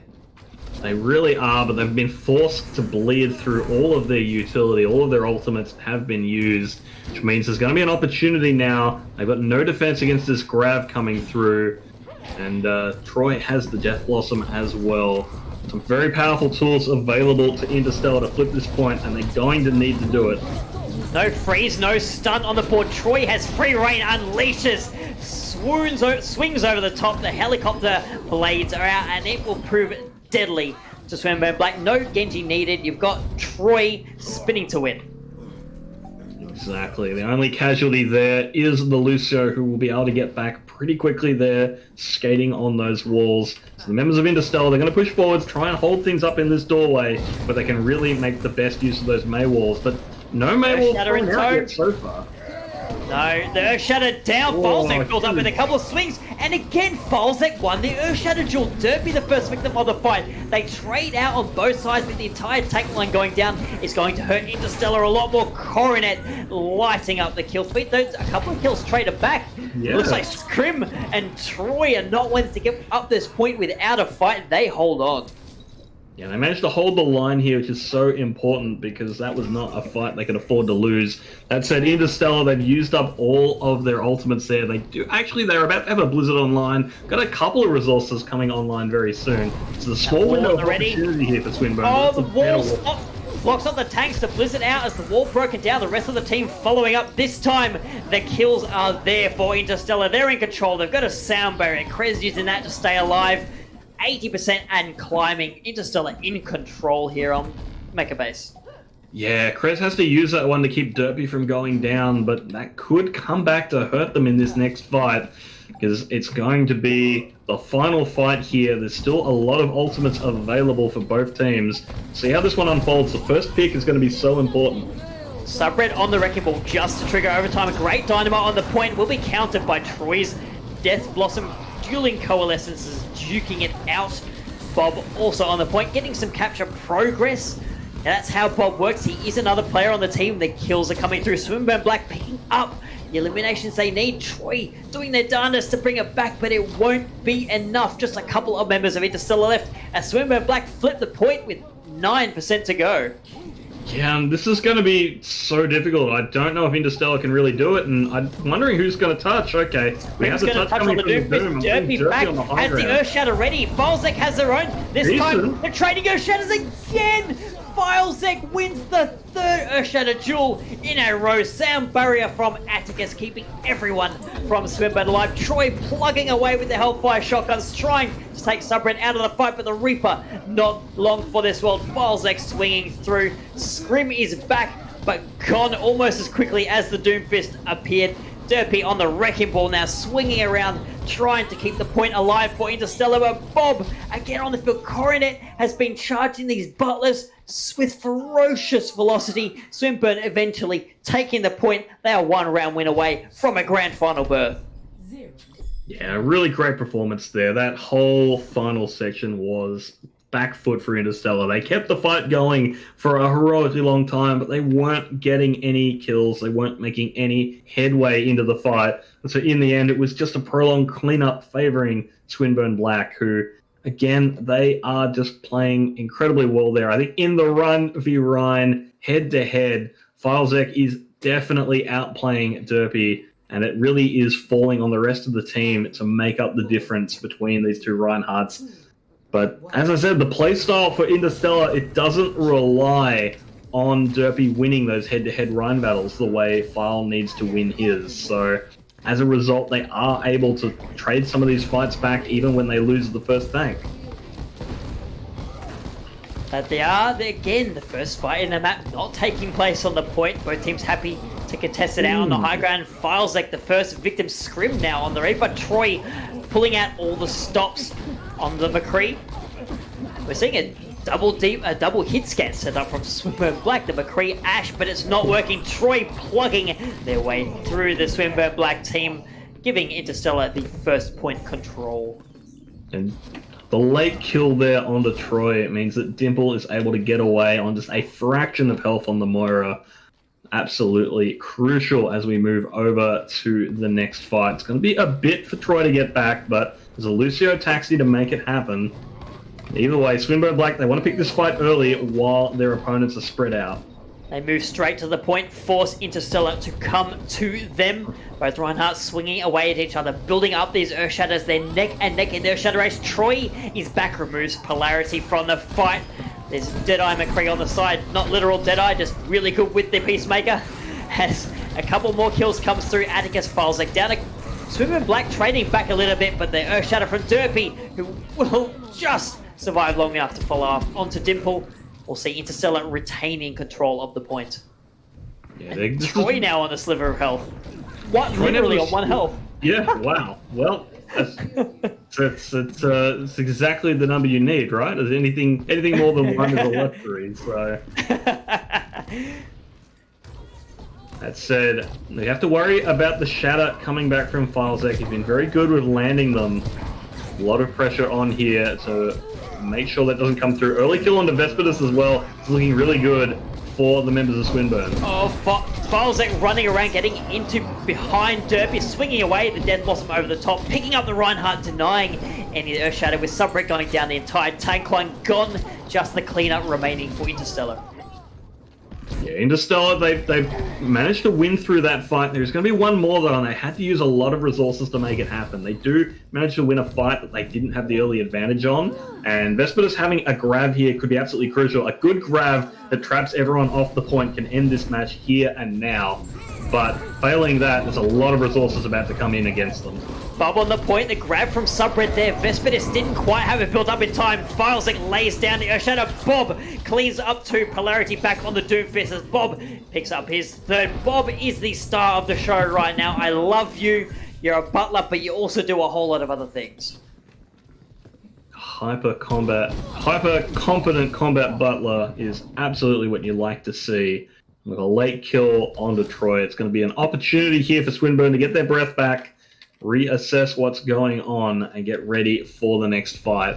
They've still got the ultimate economy in their favor due to Interstellar's heavy investments. But, I mean, they've got a lot of time to make up. Interstellar, plenty of time to get that swinging back in your favor here. Double support ultimates ready and waiting for Swinburne Black. They've got the survivability they need to build up the remaining 70% on the point. Polarity goes in, has to back away. Earth Shatter from Derpy right into the shield of Filesec. Does force the sound barrier from Atticus and the Coalescence from Dimple. Double support ults from Swinburne. That leaves them a bit bereft of tools until Coronet can build back up to the Bob. The Circrene going down after the Coalescence wears off to give the advantage to Swinburne. As Derpy falls, that will be Interstellar falling back for the move. An expensive fight it was. 60% left on the clock. Interstellar still trying to make up the difference between the ultimate economies here. Filesec's going to have another Shatter online. The Zayas are pretty much neck and neck, although Subred almost gets picked off early there at the start of that fight. That would have been absolutely huge for the members of Interstellar. They're really coming down to brass tacks here. They've really got this one last chance to make it happen. Troy has got very powerful Polarity over there. found Derp straight away. The stamp barrier not quite quick enough to keep the Reinhardt in the fight. Scrim going down. The Graviton Surge invested onto Swinburne, but I'm pretty sure Vespidus just walked straight into the hammer of Filesec. The Earth Shatter still at the ready, as is the grab. It's still going to be hard pressed. Swinburne Black booking their grand final berth. No one going to be touched. Swinburne Black taking out Nepal, putting themselves through. We'll see you next week. Absolutely. Great performance there from Swinburne Black, who Really, it was looking dicey for them. Interstellar getting to match point there. They managed to dig their heels in, turn the series around, and win it out on control, proving themselves the stronger team in the end. But what a great performance from both of these teams. We promised a good, close matchup, and that is exactly what has been delivered here tonight. So it's finally statistics paid off for us. We said the teams had played 3-2 coming into this match. Again, another 3-2, but Swinburne able to go one better than last time. This division is so hot right now. I'm excited to see what happens next week. In the other match in the division, will we see avoiding weird champs come through and face off against Swinburne Black? Will there be another surprise, as we also see in this tournament? But right now, this match right here, so many great players to talk about, Pironius. So many. I mean, if we start with Interstellar, we can't get past Troy and the sheer ridiculous number of high-value Deadeyes. Eventually, Swinburne were able to start not allowing that to happen. Definitely much less in the way of fight-winning Deadeyes in those last two maps. And oddly enough, those are the maps that Swinburne Black won. So turns out when you control the person who's killing half your team every time he ults, you do a bit better. So Troy finally being brought under control. Scrim putting in a great performance as well on the DPS role. Saw a lot of excellent echo play out of them. A lot of versatility there. And as I said, I really like the style of tank play that Derpy was throwing out there. It's very, very big brain tank play where you're trying to set up win conditions for fights. You're not playing for personal glory. You're not playing to kill a lot of things yourself. You're playing to enable the team. And it's absolutely the style we saw from Derpy. In the end, though, sometimes you just need to win those Ryan v Ryans, and that's what Filezek was doing over on Swinburne Black, landing big shatter after big shatter on Basan. Oh man, it was crazy. So Derpy and Filezek, I felt, were really, really similar in how well they're doing right, and it was showing in their ultimate percentage build-up. Derpy, particularly notable on Mega Base, that Derpy and Filezek always had their ultimates together. Yeah. It's just that Filezek was using theirs just like a split second before Derpy. The shield will go down, the Earth Shadow would roll through, and that would be the fight win. And it wasn't just once, it was 3 times in a row. So Derpy, a valiant effort, and you call that on Rialto, playing that Winston so well on the high ground, blocking progress, being such a nuisance. I mean, yes, Swinburne Black won, but both of these teams had just standout players. I'm a little disappointed we can't see this again next week.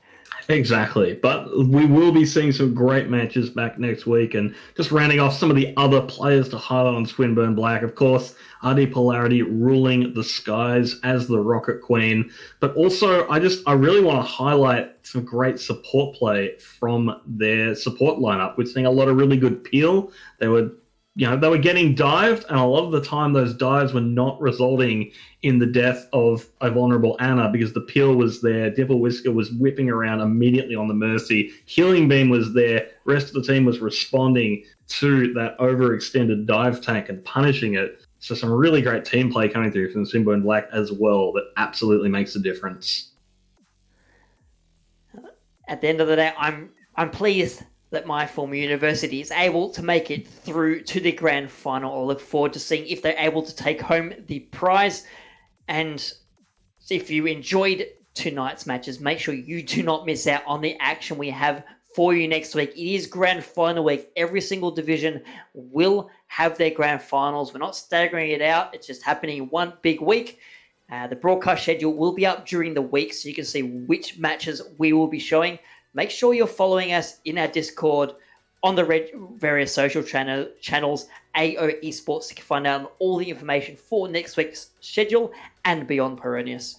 Absolutely. And another reminder as well, if you have been enjoying Valorant, we are running Pugs this Sunday and every Sunday. So make sure you sign up for the Valorant role in the AOE Discord. And of course, speaking of sign-ups, we've got a Valorant tournament starting up as well. The Valor Cup is very similar to Ascent in how it looks. It's probably closer to AOL when I think about it.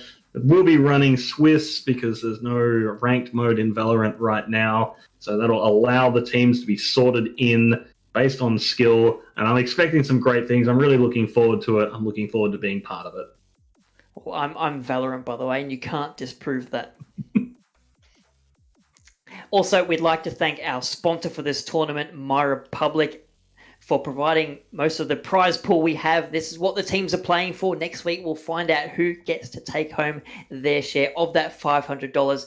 Additionally, thanks to Splash, Apollo, and Bloodborne for contributing and giving us this fantastic tournament. Peronius, that's enough for us tonight. I'm going to go to bed and get 6 days of sleep because I want to be ready and raring to go for the grand finals starting next Friday. Absolutely, and we hope that you'll all be ready and raring to go as well. So from all of us here at AOE, thank you, take care, stay safe, and we'll see you all real soon.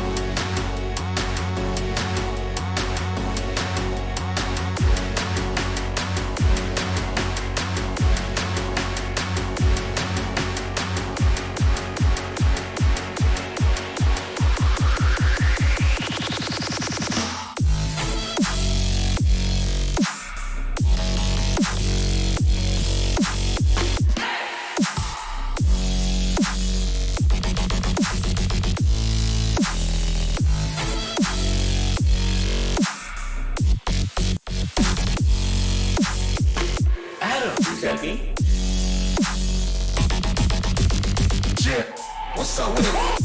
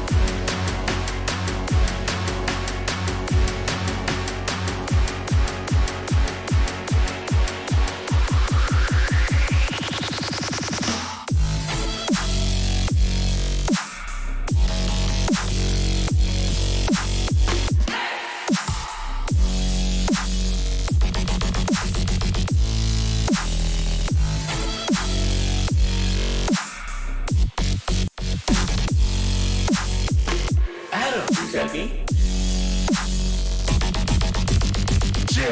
what's up with it?